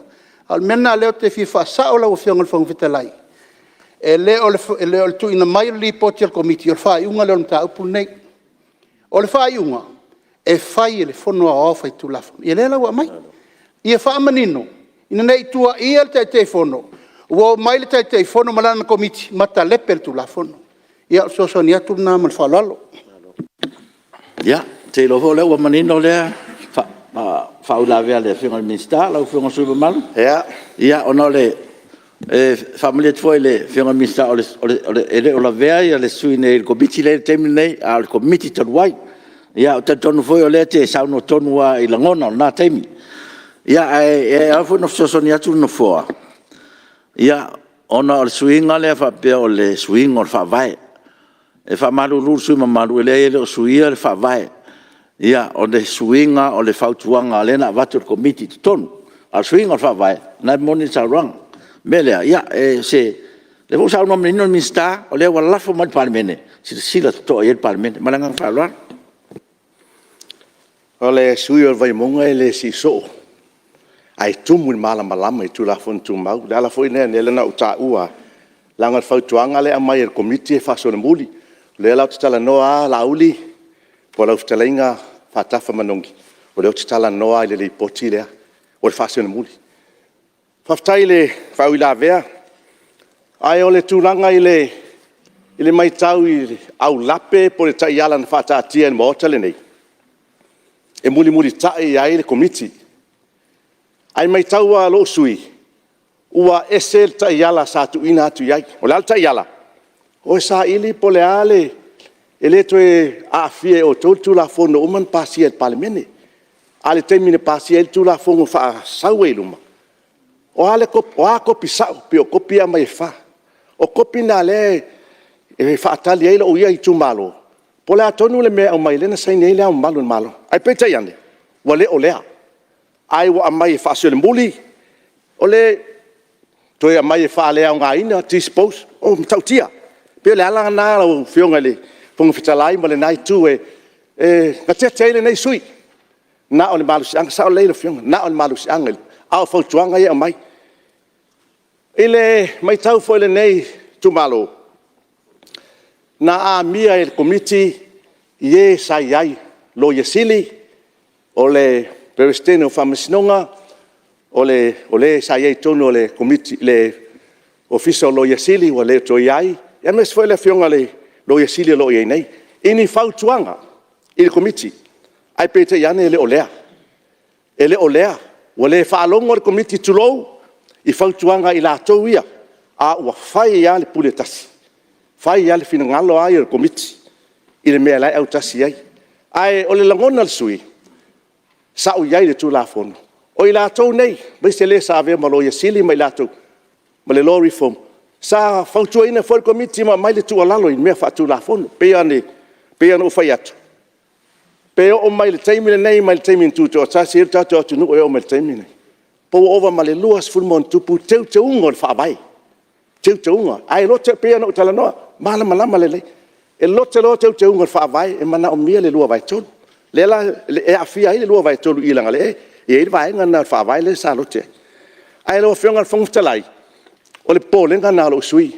E leo amana ia e komiti, ni whautuanga e na mai. E o lo lava sila fia. Ta mali i, o le atu nuua. Ave e whātua tuanga o tātou. Aia, whai at whina ngalo tūtas. Mai tau whai nei komiti, le nei sui le o saini o nisi o sui. I e le fsiringia. E le fsiringia e le nei tū malo. O le ai atu tau a lea. Pena o whai atu, e alu waso, sau waso. Nai mena le saini e le mato sui. Le nei sui e le tūma lale mea. E se mafuanga. Ia. E ai peo le nganga le leo whionga. O te fsosani atu sui mamalu. Nanga leo tā ua le. Tūlanga le. O le papole no fuai. Te wheua tātou. Siringia tele tūlanga lea. E le whestara no fuai tūlanga lea. E manatu fo ia. Tātia ia. E mese fo sui mamalu. O lo e leo no foia mai. O tūlanga na le fo ia le. Fuafuanga no fuai whaisantala se taimi. Ia ale tūlanga lea. Ia. E foi manatu pauto tu su malu ya aga pe le lipoter committee ta tia pe la oria ya au le sai se time fa tu le stala ya la CS manatu telele fa lolo telele tu malo le nei la fianga fungtalai o le tu langa ia se tatu no foi ma le tatu le nei tu la fon ya le manatu pe ona taua i o le mai tau le ipoti a le whaileo tusi o le fono. O le sasi po o le whatamala fu e le tato tanga luenga nei. O lo o pole ia. Ma fu e se a sasi se matanga luenga. O e tua inga. E tua inga whaururunga. Tua inga minsta si i o ia o ai lunga le. Ie taita ia. Ai o le popolenga na lo sui, o le manino ale, le tu alalo foi ma mai foi le fa mauralonga ma le lipoti ale official fono, o le lape. E la le manatu o le nei sui, o ie tua ia ile u whainga luenga ale malo, official fono. E tua mai nei a tātou o veo taitai. Ale popolenga la o whionga whangwhitalai e tangi ile u fatu. Le ua liki tua le tato li potia wa ave atu ai ma sui e le umfai ona fai loa mai i le maota le nei pe tali mai i le maota le nei o le polenga na le sui ona o tato wha maumaunga e pe e lo winga la utala lo o malu pui puia ai lo tamali anga o nei tangata i le umfai ona tali mai popole tele le sui le nei le a fia ai wa sau no fo inisi ave tu la fono o le whanau noanga nā lo sui, i lesi whautuanga na, a le whautuanga lena uta ua o le whaasone muli, te ena le whaopunga. Nā le tā vale atu lo e, whaile le reverse. E le leila le tā vale, lai le reverse atu o lai ola. Wai watu i tuatu e sau. Se whaisi na reverse la le IP. Ma le tere o le ropo whetu le iei. Ia, mai sau malolonga se, ia, sau molau whionga le minstau, ngaluenga. Ia, o si mea lava le fi whasao e le tūlanga fo sau no e sui mamalu i mea kau le lape. Lape se mea rau whionga whongalai e kasi. Pe lua. E o ka ua le o le lape. Ai aka ko ki masir-sida. I le kelo suinga i anga whai kokong. E le se lape la le mea nga. Whai kokoa, whai malamalama, whai ngau le suinga lea. E a ova ma le lima ongo fiku ia suinga ia sa whai reu. E le se lape ki au rea mea. Mai mangingo a mamlama ngai ko. Ia ai e mawhai anku le ikua pe awa pe ku le iluma pe awa uesi whale kongore ka awa le pe ong saungoa le suimbai. Ia, se pasau ina pio temke tula mai le o whionga le minstau. Whatoanga, ia. Si e taua le sau noanga le sui pe ono tau mwhai atu foi langa le sui le sai komiti. Ta ua tele lo na manatu mo na langona. O tatou whainga whaavai o le Palemene. Tau nulo pepa le mauta. It's public information. Ele mwhain tatou toa tau fia sei vananga ai, ia nisi o tūlanga ele i talanoina. Al tūlanga la vai e tau nulo i lau lau o le mauta. It's become public information. Ol mai memo mo na ol melo na lua. Se o te whata ua tele le upu lea o le alofa i le ofisa o le fono. Ioi. O te matua i o ngā ua alofa lava i le na vea. O whai lau tusi o le fono. Langa fo i le la tau mwhai mai e amo o mai la tau mele. E la tua ia mai nei o le. Ua tu ua i ua sasi lau whai ngalanga. A le fta tato manino nei. Le fatoa mai uma au lape i le mena tupu. A le li poti le na mai le ofisa o le fono. Tau mwhai e teu ma fale ma mai. E fifi a la tau mele tupu. Ana si le fia lau fionga le fonga lai. Le fatoa manino tangata no mai fai swinga o ngonga ia. Le e tau mawhai atu nei po le ale fofo. Ioi. Ia le mele ole. Te tele o ta whenga e serfutia i la tau. Tu wa ia ai mai ale. Le tau fai fa manino ma fai se fuafuanga. Ina i fatu la isa tu la fon. Ol me fo le tau te atu ngalu ai fa pe ol fasol muri. Fasol muri i se me to fau ia le lei.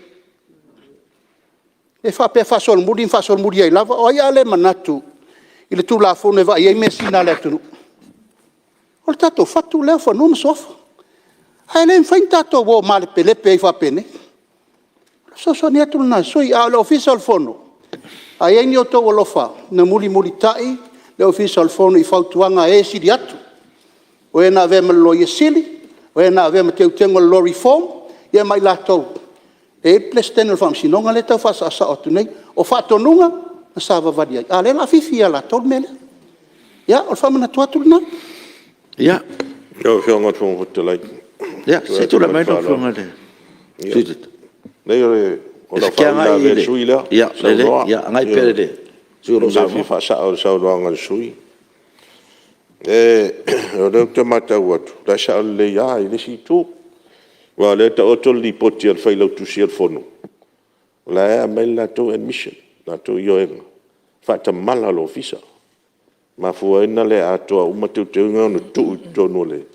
Tu la fono le na abi ta sai le la malo malo. La manino le mena e le si tau tu wa ila pe tau fa le anga lo ofisa. A le ni potia lo ofisa la wa mai lo la tu talia o la to fa ta mala. Ai dai fo la ni me fo fa pen tau tu ton. Lei wa le a toa ia me ia na pasian mo te nai teu. O le a toa na tu to no tu la fona ave sei ni la o malo. E la vola va ai mal mele pe na mai foi vale foi ia tu sia le lo ia silima. E lei se me o ta u so tu la fono nai me in tupu mai. E le ala pe mata watu. E lei se me fa so tu la fono ia. Pa wa me mo fa ta mala ua le tu ua de tonu. I do tonu tasi masina le fa mai tu la fono tu mau tas tot. Ya le fa tu ai de manatu. Pe na wa. E fa ta tia sa tu la fono tu mau pasia. Ko avi ko. A ko fa sa wa ta tu ma wa. De nga ole. Ya, le fa fa mai su mat. Ya. Fa o mala sa no. La fionga fong talai e le nganga le sa tau watu le polenga i le lipoti leu sa no foi minister fa toanga ona le o fola manino e tai fono i le lipoti le fa tala no anga le na fatino ai i o tatu ofisa o polenga le na i fa tala no anga o mai e malu le tunu uma anga ia tu o lo pueina ma teua i le malu pui ai o tatu ofisa ai sa o le lei o ia mai nele se wa mai lo fa la wiloa ai o le nganga le vatu ele nei tu malo o le wa mai manino ai le fionga tai fono committee le la tu wa falta tan no anga o termina watu ai o la lo fina ngalu sa no ai e malu pui ai tono le o le tatu office o le ala na la o fionga le foi si le fia wa sa fai foi fong talai o le ala na ona ele ma fai ona tali mai la to nei e te ina ele nei tu malo ele ia le vaenga le o tu la fono bal e li poti fai mai e ave ia i latou nei faafena ave le o mafai ona tali mai e le avea foi le malu puipui o tatou saunoaga le saunoa i tonu le maota lenei ma mea tatou tafili saunoa ai i tamaliaga foi ma tupu foi le atunuu ia le tatou te e pea na o fai atu le mea na amai le i lau ia mai tau nei taiao ia tutumu o tou i le ami o tonu mai le atua o loo le agaga o le ua uma atu le si li poti foi ne ale komiti ale nei o le faapitoa o le fono le foi ua fai ai le finagalo a le foi toe amai lenei o le uiga o lau talala ua fioga le fogofitalai e peia le ua tuu le mea na oi fai a lea ua tau mafai e tulituli apū a po ai leitua le ala lea ia le ua atuaʻiga mai nisi ua mai fea mai imeli a tatou ua o ala i le ooga e suʻesuʻe le ami o tonu tali foi latou nei ni faamaumauga e auai o fea tua ai le maota lenei o fea mai tupe pe asū foʻi pe o ia se tulaga faapena popole tele le tumalo lenei o te rana o whionga al whangwhitalai o atungalu le whinangalo le sui i le le awai o nisi o lo tua ia na ta upu le tali tonu le Palemene. Ale na ua manino tu a le ripotia le komiti. E tu ina atu le mata upu, whautuanga le au mai, e tu ina atu le mata upu i le ofisio leo leo man whaamasinonga. O ngai mau e kai me kadi ai e o lo o ie tulanga lea. Ia, man whalualo.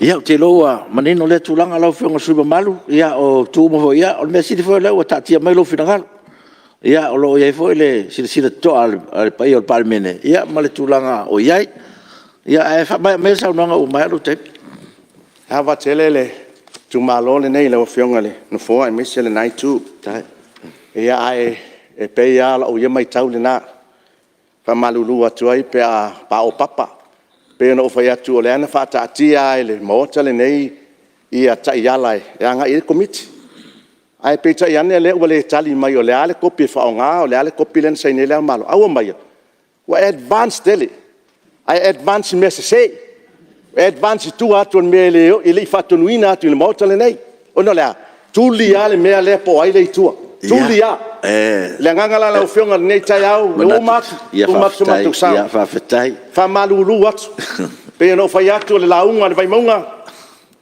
launga sa o le mata upu le wai le tai au nei la foi sa tu fa fonga mo tale nei ma Samoa le launga po le nga na le nei tu malo ile tamali anga le Palemene le nei ele ai ma sesi malu si anga o le fa so le mbuli o le fa le nga o le na o le Palemene ono na mta fa yoi o le po le nga na mo le anga iluma ia fa manuia le tu ai le whionga fongtelai tai pena fo nai tu le fiola o whionga le tamai tai Palemene ma le kabineta ai o le tali le li le o mistale o fela wenga a misi o ia o ia mo mea o le safsili mai fason mbuli to le o ele te pule ta vale e la le ta vale fason mbuli atu tua e me fain ko vai me fain fa ke i fo ingale pe fa pe lai suikia a fason mbuli a kra ka vale o komiki e alu wak am fa pulo we lo wale o le polenga nga vai monga i fason mbuli e le ko e ola mai ka vale le o pe e manguia fongo le o fongo talai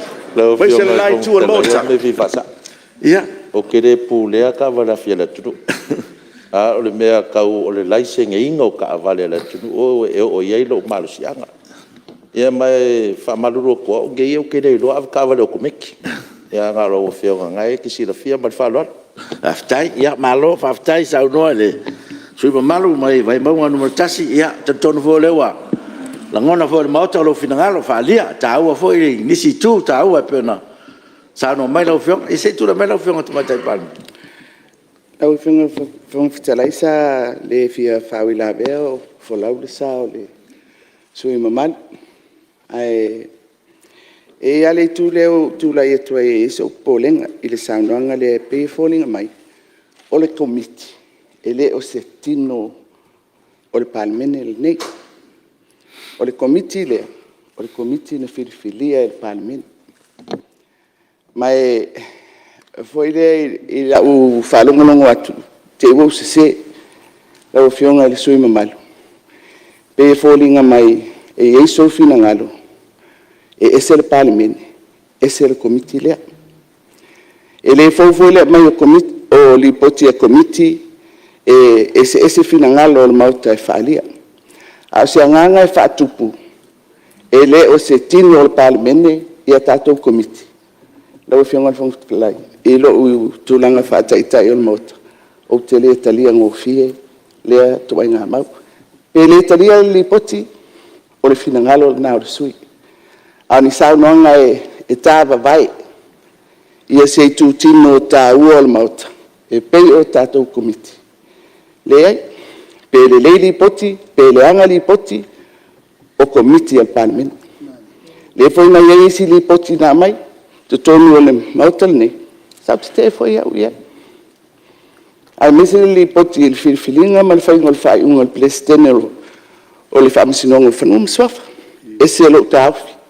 Alare mea le fai. Fai le fina ngalo, ma le whautuanga, al komiti ni whatatia. Lau whionga. Ia, te lo leo o manino, whaftai fwe lau whionga tu mai Palemene, tūlanga lea.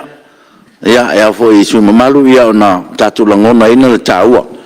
O na, o le sos komiti whiwhiri ala wal Palemene. O le mamalu ana o tātou Palemene. Te tono fwe o tō whionga, ia te le anu tō sāwhai fwe o tātou komiti. O le mamalu al Palemene, o lau tu atu komiti. Ia e whapena fwe na tau aveo lato tiute. Mele, ia ufo ni tu mamaine tu saunuanga, ia ngaluenga komiti.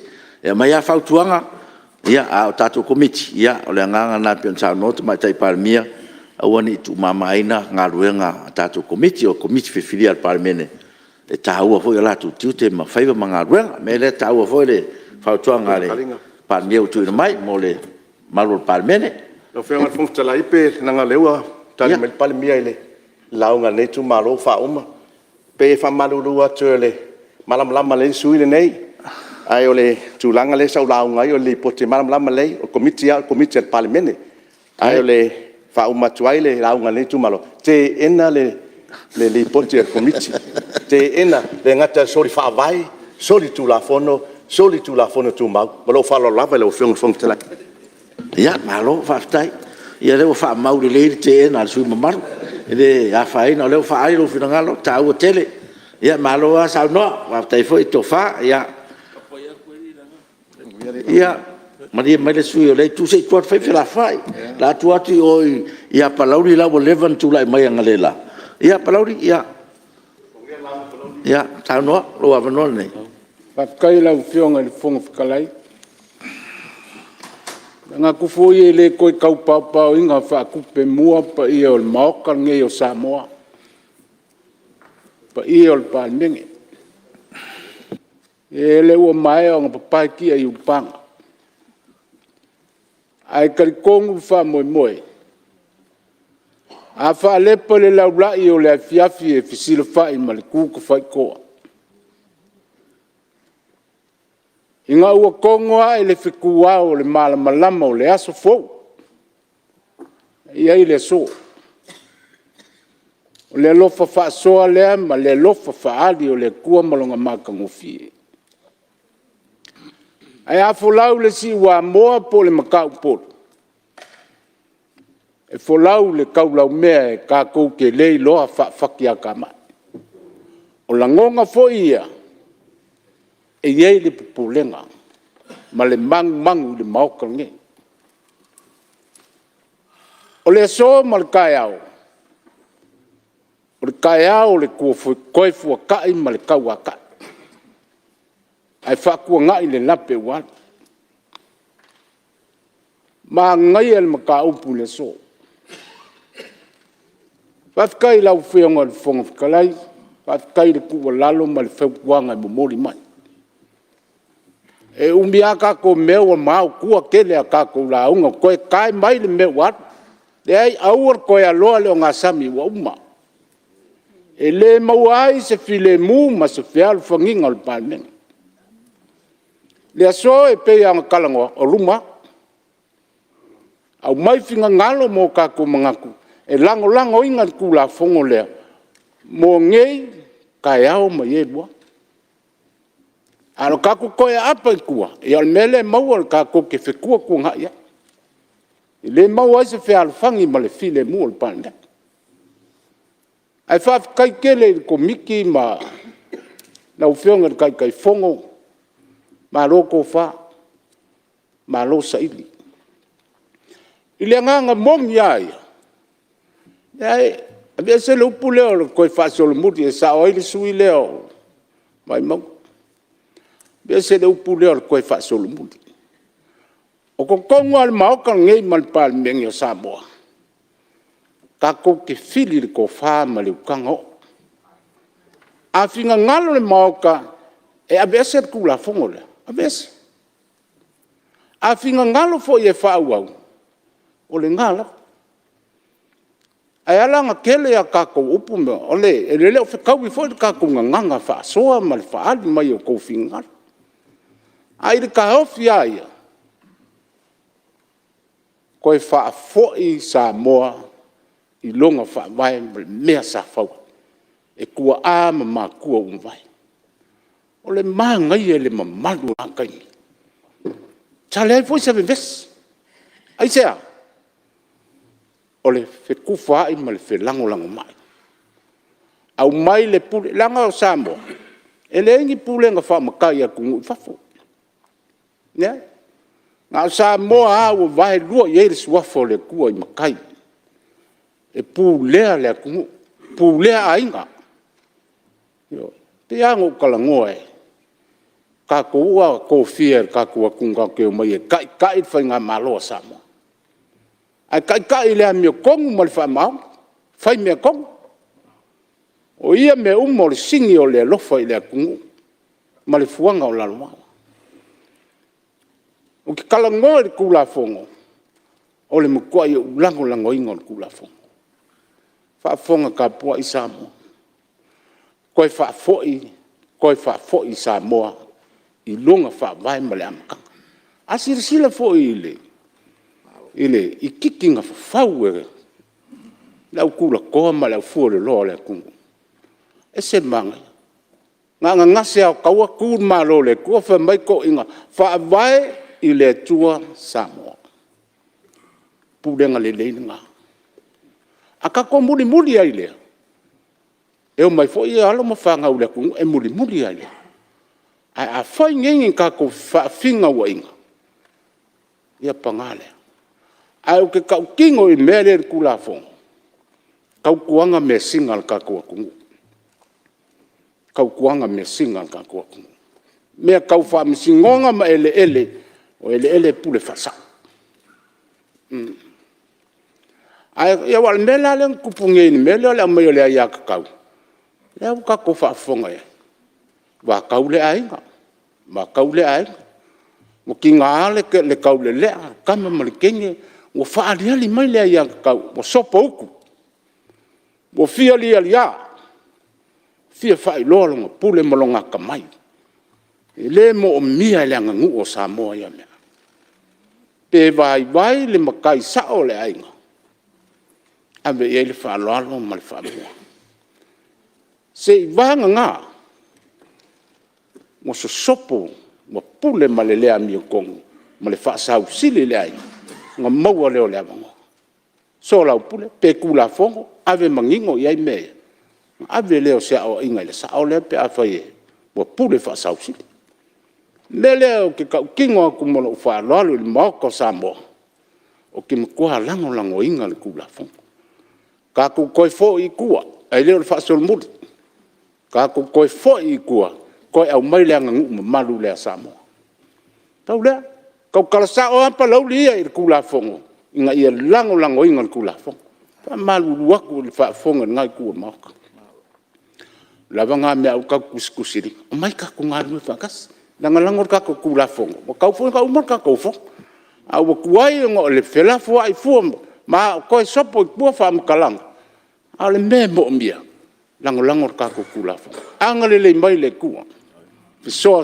mai fa kong fo lau ma fa kong mai manga ku le fa wai le sao sama yo e pe o le mele o le ku e nganga ya e au male a ko pu fangoka ale se ia le la fio la lo e fo lau fo ka ko sai mama al ka ko ku fa kasi mal fe lango mai o manguia le foi bo Samoa manguia fa fo nganga Samoa fa kai la wo fionga fong lau fiong fong kala ma lo long sa ma lo foi lo ket ya fa kai la fiong el Palemene mal kako Palemene al fong ye foi le kuar ko fa kai fong alu yai au e ki finga wai finga de mesa mungi fong alo tai ya tai mole sauranga le ya se tu lai malau fiong al mistao Nau o fiona Business malam nu ya pe umala va ole tau ole sa ole la unga se ito fsila pele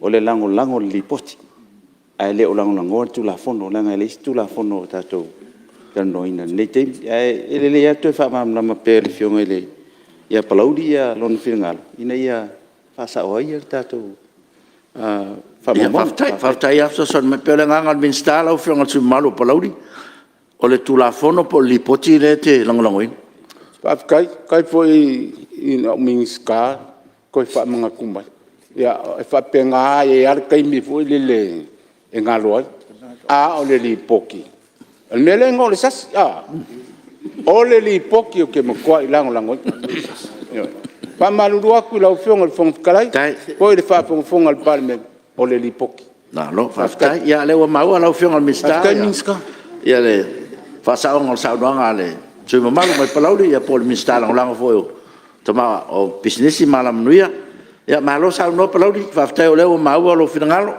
tawa fo fa tuanga pe tu no mai ya wala nga i rumo tatu tanoanga Palemene tai foi le fa so fa toina ya malo a palaudi ya fa tai mo fa so ya ole termine lo fiong su mal mo sa fa ton mo tasi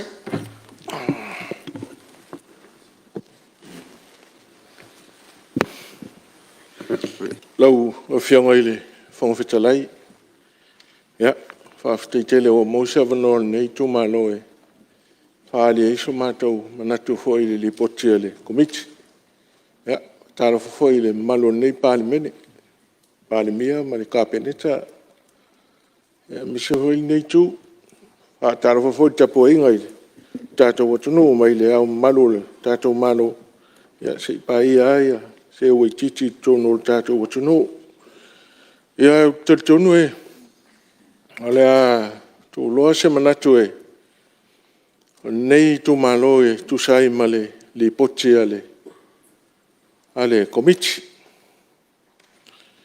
lau fionga fong fitalai e au mai tau atu li poti le wa tatia nei le lau al Palemene ya ona faali leo so matou manatu o le tautou manatu le poti ma faitau atoa le poti nei ai o lo manino atoa le poti nei ele o iai se me se al Palemene ele o iai se me se ale komiti na filifilia le Palemene ile tūlanga o le whaatinoina o le tūlafono nei. Ele o iei fo se sasi o le ao le malo.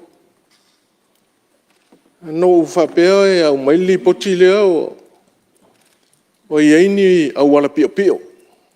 I to tono le Palemene nei. E ni au wala pio pio no whaatino le komiti na filifilia le Palemene. Au wala tūlafono nei. Le foi e no whapea fo. Au mai foi se li poti ale komiti nei. E isa me pio pio o le Palemene nei. Pe ni winga se no whaatino. E na lei ona pasir tūlafono nei. Ia, au te sasori atu sui mamaru, a o folau pea lau sama, sau noa, ia, tono la noa ta ua o lau fionga lewa. Ia, ele a sira lau fionga, ele isi. Fo ese fautuanga al komiti o Apia, el Palemene, po Apia e fo ia lea fo le komiti, sa fatinoina, morsi fia lau fionga. Pena mata mai ta upule ona o le au fenga ruenga na mafuai ona fa vai so ngana ne tai se ele fa fonga mai le tuno mal Palemene ne ai o le lava manino o mafuanga o tu atu o Palemene ale nga o komiti se to sira la nga ese le mena sila e Palemene malo to komiti ese me tu lai anga na mole silfiele sumat faul sana lau fionga le fonfitalai o le ala tonu lea na u mua tuai mta upu lea. Le anga o tula fono no pasia atu el Palemene. O mea lai tua atu el Palemene. O te tonu e, o ina te toi sofa ia le tofa el Palemene. O ina te toi au mai ana te toi suia le mea uatasi e le Palemene. Wa lea no tau poe atu lau o fionga. Pena iese me se sea le komiti lea na filifilia. E ofo ile tatou wama malo pe yeso sas. Lea manino. E matua manino ai te tono le Palemene. Le ei ma se mea e whale tono. Ai pe o so enga ia wa mai. O so enga o tua atu le Palemene. O lo ula te tonunga. Se le sofa mai. A fena to sofa mo to fa sol muli la fon. Al meu pasi ai tono le Palemene ne. O mea i tua atu. O lo ula te tonunga. O la ufai tau. Se pe ule mai tono. Le fonfitalai. Da se mea le fifa sa. sai besu mar sai tu atu ia sei sa mena fonga minsta sa o le lei lava sa no nga le fionga le suinga malu. I reisi singa ko sofa se me o ko fa ia Palemene ne. A le maua ku li pote komiti. O le wa ia ka o sofa. Pe o ka o ko mai li pote komiti. Ku a ko Palemene ne. A man tuafo. Pe sui le a ile e se upu kongo so skula fonga. E bai tono mautane sui ai. Nem fen sui kua. Ia le fofa pe mai ia sauna mai le sui. Ile se le wai ile fo se le al malo. Da le se le nge le al malo. O ngol mele kula ia. I kua ko Palemene nei. Le ofisa le fonga. Ma le faia le fautuanga i le leao malo. Nganga mafuainga se le saingi leao malo. Au tongwa i le tatou Palemene ma le pasi ai no tula fono le vesi ai. Sa o lele lau sauna. Nga ko kongwa i le ai se singa ko suia skula fono. Ia peo tula ia tulea ai sa o lele i lava. Ua iai e waso sofa le tofa al Palemene. te tonu le manino le tulanga lau fionga sui maru le ape na fatu se tala no fo lo sa le al sa no e de wa faina al Palemene e de wa faina fo lo to komiti ia pawa le ia ono le mau mai na suinga i tu atu ia a mau a faina fo le saini le malo ia me se foi ia wa faina fo man tatu fam sidongo fo no ma safa bi le tulanga na o le manatu fo o le Palemia mal kapeneta ia e mafau langa o mea sina ia le tunu o fanua mo swafa mafu anga tunu na o leo tu mawai ia ma se sai i mai komiti pe o la se tu langa o ia ma fai tatou se fo ia le nganga na ai leo sa no le mista mo foi tau foi tunu fo e le o fai na al Palemene e le o fai na fo le tu komiti ma fa lo lau fionga ile fo vetalai e ole tu langa na le na o ta uai tu langa o le Palemene ma tu langa fa pena e la le o lo manatu a fai o le o sasi mai tu ala solo ia ma fa sol muli tu la fo no Palemene o man pasia e unga tonu ana la utala le fa yatu e fa le tonu ma sasi le au fainga luenga ai me e solo ia ma fa sol muli tu la fo no pasia lo vai tolo el Palemene al silina la mai la ia se tu vai mai fionga mista ma foi la fa ula vem so son tatum tau sa no mai fionga mista ia tatu fe la fo ila ngole fa fonga le tunu o le silina sui man e te talia o le wai lo el Palemene o fa le tonu tu la fono e te talia el tatu o fa le tonu e te talia o le wa mai le li poti ale komiti ua iai latou ua suia le faaiʻuga al Palemene na fai le tasi le lua ua lasi o le la te saunoa mai nei e faauau le sasi lea E te talia leo mai o tangata e leo le fina ngalo leo le Palemene na fai. Ai fai ala tau i fafo. Hoi nā lea vea tuile vesiri pe e te talia. E te talia le tātou o wha soli tū la fono. E te talia le soli tū la fono. Wa lewa, soli fo tuanga al komiti. Ave lola i limo tū la fono. O te matua i o lango ina lo fina ngalo. E le aise pule fau al tū la fono. O le pule nei, o le fono fai tū la fono le tunu. Ma e le aise silunga atu. O le fono sili nei le tunu. Whaftai nei, o walo fina ngalo na ai, o le manatu le ne tau vatu. O leo mai tau, o le komiti. Na fili e tātou. E lau li liu po lana o tupu. I le tū la fono. A leo saule la tō ripoti. Te le a whai. A leo te mai tau atu, e whai mai. Tu sa pe lo al komiti wa sasi, a tātou wo sasi e pia. O le sili na. Tai, ia, te tō leo so son me fwoi min stai, lau whionga tumaru. Lau whionga i le. Pawa marsanu. Whangwhitalai, whawhitai telea. E leo saunoa i e minsta o tupi. O te talia le whaasa o whale tono le mtanga nuenga na awhia le mea lea. Ai o te whalong so fo i le te teifono. Nā whapene o lan tala i stei me saunoa ai. O tuspa ia lea le Palemene. O tuspa ia lea le Palemene o lan tūlafon tū mau. O le talila. Alu tūlafon tū mau le i tonu i le me e a ngā i ei pe a isi whale tonu o le ofisa. Ai lo tu la fon tu mau e fa ia la tu fin. Whionga le whawhitalai o me fi whasa. Ia, se totla mo le whionga le sa. Whaula le sui mamadu. Kuspa ia le ale Fonotaga standing orders. Ai la les kuspa ia e siri aku lo kuspa ia lea. La kuspa ia lea, o le whawai o le malo Samoa. Lenga Yesu inga ia uka kova ai e kuai. Are uka kova ai e kuli poke komiki. O le ua sui le whawai. Sui le vai ngor whawai. Sa oi lau sa nguanga. E maga o mia le lua vai kolu. O le atunu'u e kauala mai e lako sui malu. Wako am whainanga sui whawai. A lenga sui makukua i wafo. Ia oi la e koe sa ia. Mal whaloa. Ia, lewa. Maneno le whautuanga ni sta. Lau whionga i le whawhitalai. Ia, fwot whasau no lau teimsi. Sau no mai lau koma. Langa lewa to lua.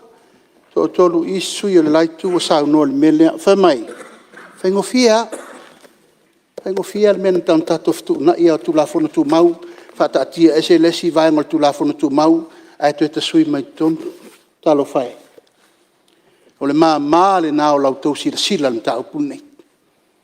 Al me fona le sa tato sau el pai ngale na umanei. Whai ngofia ia. Na on whata atia lesi tu la fono tu mau. Ai whai me maa lia i ele tu totele. Ele o mea elna lea unga ni atuai. Leo sao no atu le minsta. Ua o ia le whaavai o le malo. Le apa tuai ne. O le artu la fonu tu mau. Tu lo. Suru tau sanga. Sale te langona langa e tili. Sao whai lunga i. Sao whai lunga i. Tasi al tangata e whaatu langa. Altu la fonu tu mau. Na o le fonu whitalai. O la ia e la ia ia na pule mana na tu whai whaatu ntonu le fono. Ana na mato wha pena atu. Aua le whao ngā se ia, whao ngā se ina. Tuna whanu tu mau i wha tūlanga ai mea tau puni ai mea whale tono. O le tua lalo nā. Whao ngā sao tātou tu la whanu tu mau i wha tonu fo lau ai ma wha sao. Tu la whanu. Wa tātou loa, wa whale tono. Ia, salo lau whionga sui malu, wa lava matoi fui nei whao tuanga wa tu nātu. Lau a whionga i whangwhitalai. Ia, lea nā leina tuwha mai lau whionga tusi ia. Multa ia i tātou sui manu le Palemene. Ala mo whalonga atu le saunoanga minsta. Ia o tātou te multa i tūlafon tū mau. Ono no inga o lon whinangaro. Tia i tūlafon on mota. Ai whailo whinangaro. Ia. Lau whainga le whangwhitalai. O tuspa ia le al Palemene. O le me fi whasao. Ia, se tūlai mai. O le tūlafon tū mau nei. E whai mea whaalongo le whawai. Tūlafon whawai. Angai mangingoa. Se lau su tolu o le tūlafon tū mau. O le whau mai le ongo sifuru o le whawai. Asisi le ie le mawhainga ma sepu e se le tūlafon tū mau. I le whaatonunga le tūlafon whawai. Ma le whaaloa. Ia, te loa le suba malu. Leo tātou malmalama. E leo ngā whon tātou whina wa ia mea lunga le. o le tula fontu mo leo manino ia e tau hot fau tu mai minsta tu langa leo le sala e mau le tu sa no nga minsta nga ruenga o le suia le fa vai i suinga ia na fai tu atu o Palemene pe o mafuanga na le tau tiro e ma fa tu nga komiti le si tatu va vai to ia tu langa ia ma le te tu la mai le nga le lo fiona le futala ia safata e ke nga isu safa yo tanga le suile ia langa le o lote le tu la fono le ia to lote to mai fa vai ale ngalo le minsta la fera wing ele si tu silunga te fa vai tu sile pawane fai pule le sa ma mai le tu sile ne ngalo fo le tu sile le sui malu le fiona le minsta mo lo fa lo fiona fo tela ia o le tusi ana ia o le tusi mo tato uma lunga kwa o isi kusi uma ia e maria o le o tal no vai ngale fa vai o le malo Samoa ia mal tu la fonto ma o te tato ngalo te tu no fiona fo tela pe musa van o ia se tu pira mo te telefono fa sa no te e le se anga ia te o te telefono mal komiti ne fa ila vel sa no anga matango fiale fiona le sui fai pule e paua le ala na le mai tau watu. Pe ua wha atolu ono sa unoa le sui fai pule. Ma wha apea mai ia te au mat komiti. I le ngā luenga fi tā sa fai el komiti le ana savalia al Palemene o i le atunou. Valu pe iwa masina. Le avo te maua. Le fionga le li fai pule o le sui usfono le komiti. Ona toi wha apea mai fo le o a whaina le Palemene. E le o a whaina le ao le malo. E sao, ale tau atu tonu li potia mako ma komiti. E aia ma se mea o a whea le afongi. Ale e komiti na whaasavalia tu la fon. E le ai foi ma se mea o a whea le komiti. Se wha le tonu al Palemene. Le ai foi ma se mea o le li potia le komiti nei. O wha apea tua i o a whaina tu lou le fionga le malu al malo. Na o e lai fafo. Wa oso wha ia le Palemene. O le mea te fia wha amama mai. Ai le le lalo sau noa mai po o a whea le o la le tu lau o le li poti al komiti. O lo o a ngai mai e se whale tonu o i tu tino i e tonu. O le mele fau tuaina. Sau no sao ma le komiti ma le tu la fono. Uman whatatia. Ma lo wha alo lo fio. Ia. Le ua sau no menino te telefono. O la fionga sui malu. Ia. Le ua fionga i le whangwhitalai. E le o mau tele mai e te telefono. Le ia le ana menino e le se me o whale tonu e le komiti al Palemene. Fifili al Palemene. Le se whale tonu al Palemene. E foi se sasi o le ao malo. Le ua atoa le tu la fono. E winga tonu na la utana. A foi ni mei tu atu o le Palemene. E la mai la to sofa tu la fono o pasi el Palemene. Le ua sa uno sa o ia. E a foi se sasi sto tasi posto lua. E so sofa ile to fa ma fa utanga o tasi el Palemene. Winga tonu na o la utana. O tato apo mai ia me o tala itua ma to moni mau ia. A le ua manino ia le. Ia el Palemene le se me ser Palemene. Tona lua lo fionga fong vitai. Ia se ese male. Ia na fa sa. I la u mai tau. E manino ai a fautuanga ale. Allo ia sili. Ma lo ia. Ma tua manino ale o mai i. E le se upo fa pe fa sol muli tu la fono. O lo ia sili ma tangata i lo ia pot fa toa ia tatu malo. E wha moe e le tatou mano. Ngai fo istanga te pe e fia lo ia, ai le ni lo ia. O la tau e le potole. E ana o mai la tau fautuanga. Ai le e se fautuanga wha pia mai wha sol muli tu la fono. Wha lea ngaina tu la fono. E matua i uofo i le tali a fautuanga lo ia sili. Malima malo lo ia nfai e la tau fautuanga. Ale tuturi a pua, a wai e tfoi lau a fionga ile. Me iau i meli lefta ua. Ai mas whatonunga o isau tono i meli ale. Whamesinonga male, official phone. Suin melea. Lai mai whawhautuanga. Ai manino ala mai whawhautuanga. Ala e le upmulmuni ala tō mai e le whamesinonga. Tati atu. Ele ise mea o matua ave se vo ia tala. Fa me fa tonu te sui lo e la ngona i fo fa no e lo fionga di fong fitere ia e to inga la fonga wala fo tonu al Palemene nei la e manino tonu le o tu singo i melia ua mai al time sui Lau fionga Lau le. fionga le fonga fitalai. Fonga fitalai e. E whauila vea sau noanga sui. Ia. Sa sau no mai. Ioi. Whaftai a sau noanga manino le. A fionga sui malu nei. A rau fisili. Whabon. O, wa le a mai a sau noanga mai sori tu la fono. Sori tu la fono. O isi sui malu al moto. A le la sau noa. E le se mea sori tu la fono. E na fa masinonga e fa ia beda. E fa maa ni mea leo sori tu la fono. Pe fa ana fa ia komiti. O a foi tu la fono sori. O ai o sori de tu la fono. Fisili na pa fa lo fiong. Ia, o le me te sosoani atu le. Ele fa ula vea su te tai. Ia o la fisili ngera le sui o le la unga. Ele o le sui le onga li poki al kobiki le fa tuang.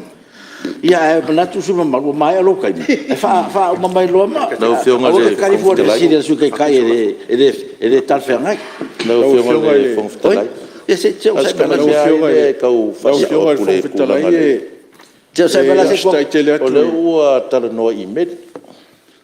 O ka kongo ale anga sa ngoa ile sui o le so fa med. O le lua le sa kala ngoa no I med. Au ke ka ua ko. O ke popole ko langa le vo ofisili sui kai por sol kula fa le ai. Ka ko fa kari I le fa kuanga le nga mai, ma susu enga le aku inga ko le ofisio le o ma fa masino. Yang ko mau kingo ai la ia. O le mea ia ka ko kilo ka ko sui mamalu le Palemene. Le nga sa ngo ai. O ai se nga ke so sofa ko fa Palemene ngai. Wa nga sori pula fo le Palemene. Le o kio ngal fo fetala ia. E ora ofisili le nga iso yo sa fata pe ra ka ni mai o le minsta la ofisili. Era na ai kula me falo. O ko le ai la fa kai mi o ke ko e fa popo se 10 minuto le la. Ma tau sa. Ele si so fa wa inga la fo. Talo inga lo fianga le. O talai. Fa ko ina fa ai. Ia. E manatu fo no fo. Ia e dai ko la fo ma ko se ska ko sui e ka ko kai mi de toe e manatu. Ia la ngole fa tu fa unga no fo ma le fo ile la fo ma le fa tu mai. E fa pe fo lang ina ia no le wa va tu fa unga le fo talai. No fo. Mo mo le fianga pe.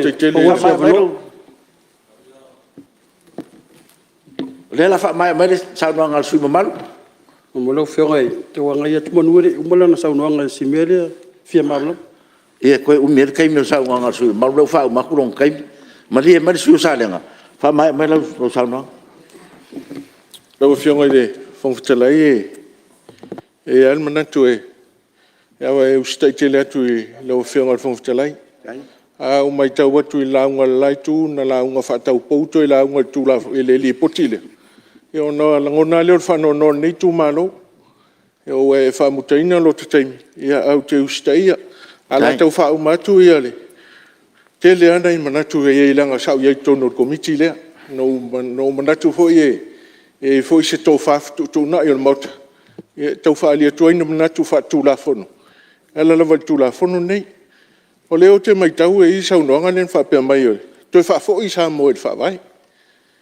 Si sila fo I lau fionga le whawai o le. A whi se lau unisfu, lau fio. Lai upua, atan te ua na whaia tatou whawai. A ini Palemene e ma whain toi te tatou whawai. Mo le ngai atu I luma I le whain te temi nei. O le mamalu la le sa ili nei e tatou. Le ua lai au na o maileanga nuu I tutonu o le whawai.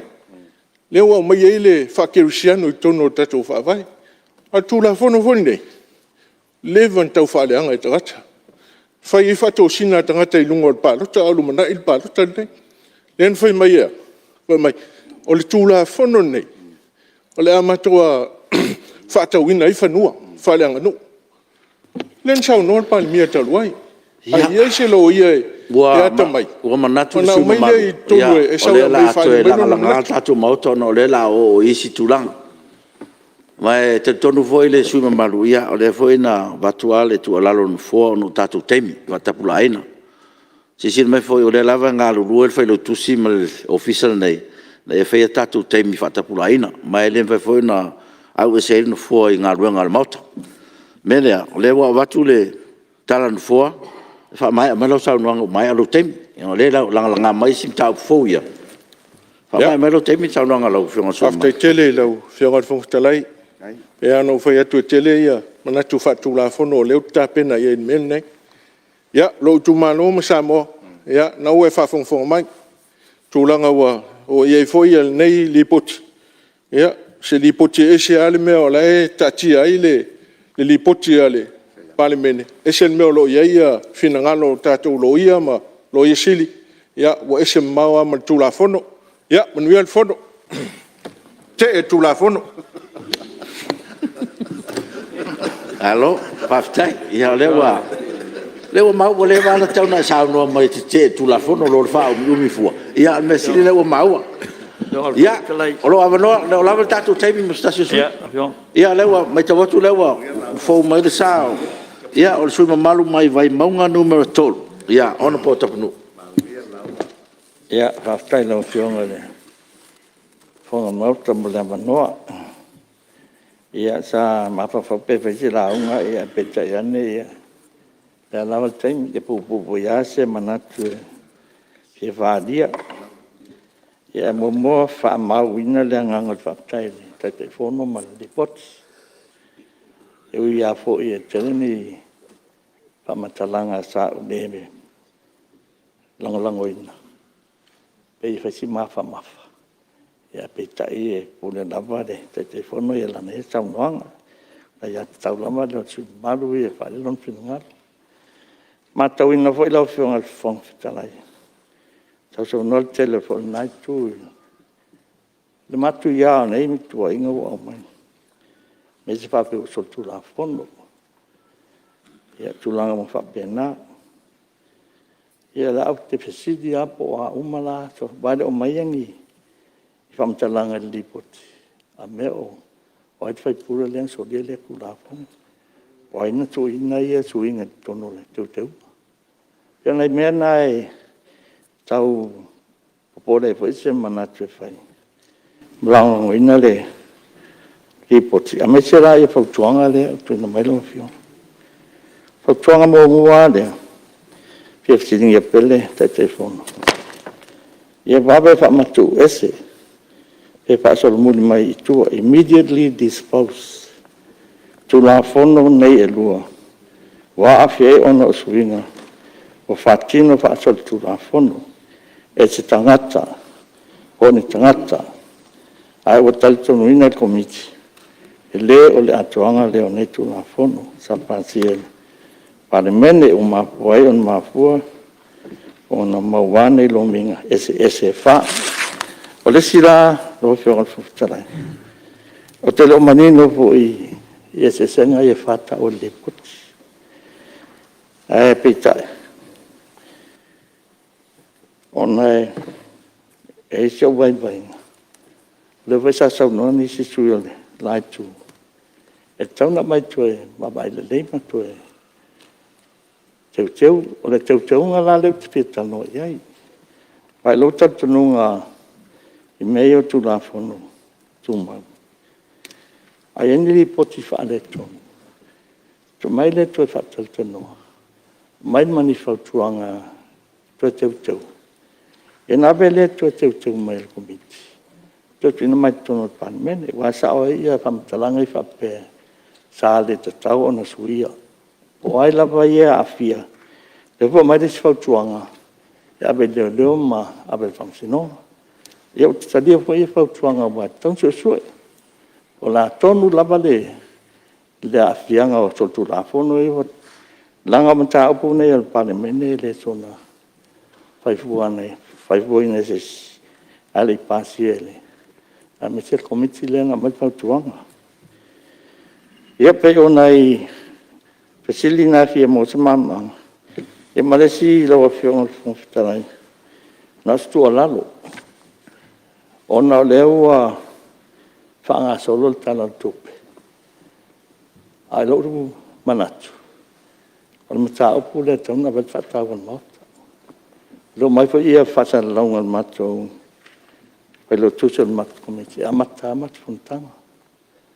Pela lo tura ya tu nei fate atula tauma. A tapena mato komiti langa e se fulfa aso le tu ina. Avela mato fata wan mato komiti na ia. Umal fata no ingo tanga runga se le la lo package ia matala fiunga teme machali poti lo fiunga man Palemene lo tal sanga la ona le mo mai teng Apia fa mo ka lo la nga like a mai la mo ya mako se ba ku mako wa me ka ko dang o ma like le ku la fongo ya pe se me foi le fa ka o ngai le ka ko kala ku pe ia wa ala fonga ka sa ku lang ko mi ke tu pe da ya mai per fa mo ka ko nga de ia a polaso fingalo fa wa pe ka ya que le fa como foi no afión hace colar ia on sai mai al coco fa ma ko bien pa se lo yang su la lo afión de fe ya me lo fa lo tai malo a fa tai foi e lo afión su malu so me tu fo mau ta male fa tuanga tu no mai ia ole na tonua o lo sisila ele no fo male malu fo el malo capeneta ia ni tu na inga fa pena ia e whaftai o leo maolo finangalo. Ia e leo mesiria lewa e sauno tonua le tulanga le whamumua tatu tal tupe. E whaftai molo finangalo whaalia le fōua wha mauri le te fono ia nisi tulanga pio na e mai fōri sauno anga ma. La si vai ngā lea fōi e whafautua tuawe whairo pia no fōa. No le sauno lau fionga iswafa o lato o lo a fia. Tonua tatu la fontu mau ele mwhaina whairo ina ia swafa o lato. I tonu foi o suanga komiti ai tulang foi ele taupu evel official o mal lo siri ia o lo ia foi na le na tia o suafa o lato ai se fatino pea se suanga pea fa pe ese me fa pena ia ma o suanga foi lato le mal lo siri ia ma o fa tula fono ia no fa malia ina uma fa to ai role wa fia se tas me lea ia tatu fa mo pe ile so ni mai le tu nga luenga foi a lo sili la toma le fiso lo ia i tulanga fa pena a le winga na tu la fontu mau e le ma fai no fai lo ina se swafo se tasi o lo tal ina i tono tato Palemene ia taruai ia ua mai tawatu le ua tu la ta fo tato te malo lo i la melo fionga mai tai Palemene Whaftai lawa i lau fionga i le whangwhitalai ia maua fo inisio finangalo le tau o le mataupu nei e whaawau ia a ole fo i olo o tatia ia le ngaluenga o le whaangasolonga o le tatou tala tupe. Ia aua le atu ngalu le finangalo me il tatou o sofono tai au. Ai lau fionga le whangwhitalai ai le i tuua le tatou ngaluenga le nei aso e au na whaamawina i le tatou fono le anganga whaftai mo anafi. E le ngata i tūlanga tofi o le malo i le afio foi le whailonga ina o le tatou wono sifulu. Ia e whapea foi le tunu i fio anga mai tu malo manu mwhala potonga. O e sa whaia mawhatino la tu sauninga. Ia o le nganga lava ia o le whaftai o le anga le leo le di. Ua tatou waulia ia le aso ananafi. Whamalo whaftai lau fionga. Sui mamalu o le mauta e na mawhai o na aua i mai e whamamalu le tatou whamoemoe. Ia, tarsia ia le whainga malanga o le tatou tausanga le nei o le a whangasolo. E whailonga ai pea i le tatou ono sifulu tausanga. Ia manuia tele le tatou fono, whaftai. Nalo, whaftai. Malo mlele lau fionga te matai Palemene. Ia, le fu whafonga ma. Toa le pa i le mauta, me se fol whafonga mai. Le tunu'u. Ia, le whatau o fo le asona nafi. Ia, whaftai fo i lau fionga ma le komiti.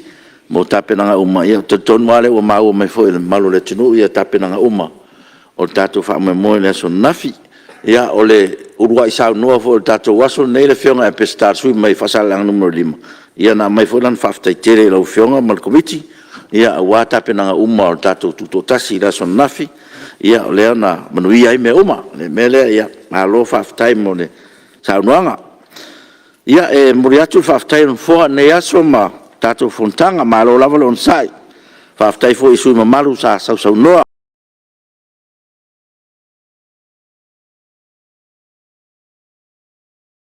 no leo tato o teimi tolpo tato ngā ruenga nei aso ia o le amoa ava noa mo nisi sui Pia sa no pe au atu manuia le taeao.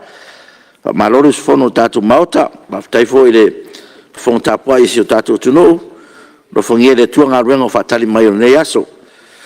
Ia, ai tatu tere i tolpo, ia o te tausangatu le su fono fasalang no lima, ia, se e fai mon tatu fontang se tal. Ia, se o tatu talo. Le tua yo vai o lo matu o tua. Renei wai umal manuia le Fonotaga lau Palemene. O manuia fo le Fonotaga ma lenei funafo.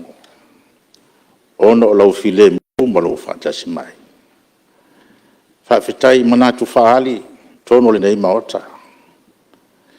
Au wā se sa ilia o mea totino o mea ina ia manuia hai.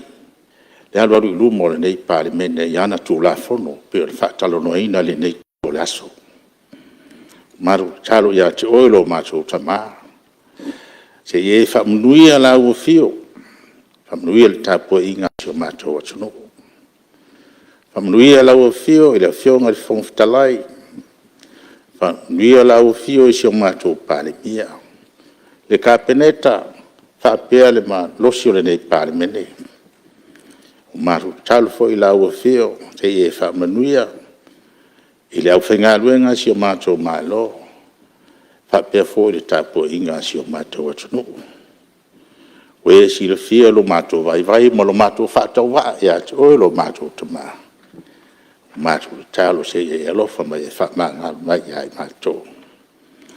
Stei mo le nei aso la mātou tua le nei maota, ia whātasi mai lau fio il mātou whainga malanga, i o mātou a inga lo whātali tali mai. Tai me la so tai au matou taliu mai e fatino matou kiute e tu sai mo lo matou valawina sa e fili ai i matou e ala fili ngana yo matou ba na yo matou tu malo o le matou talo le ala tu ya o lo matou li mo lo matou faula amen lo pastai ia taruai no manatu tele i lo malo Palemene me se foi ia mau pelo to malosi ato toa ia o leo ta pena tato tamafutanga o le lans ia tato tal sua fatasi ai tato tal no fa so tato ngaluenga nei aso o te fasisi latu o tolpo nei tol manga fono afa tla fono se auria le tula iva tol sfuru taeao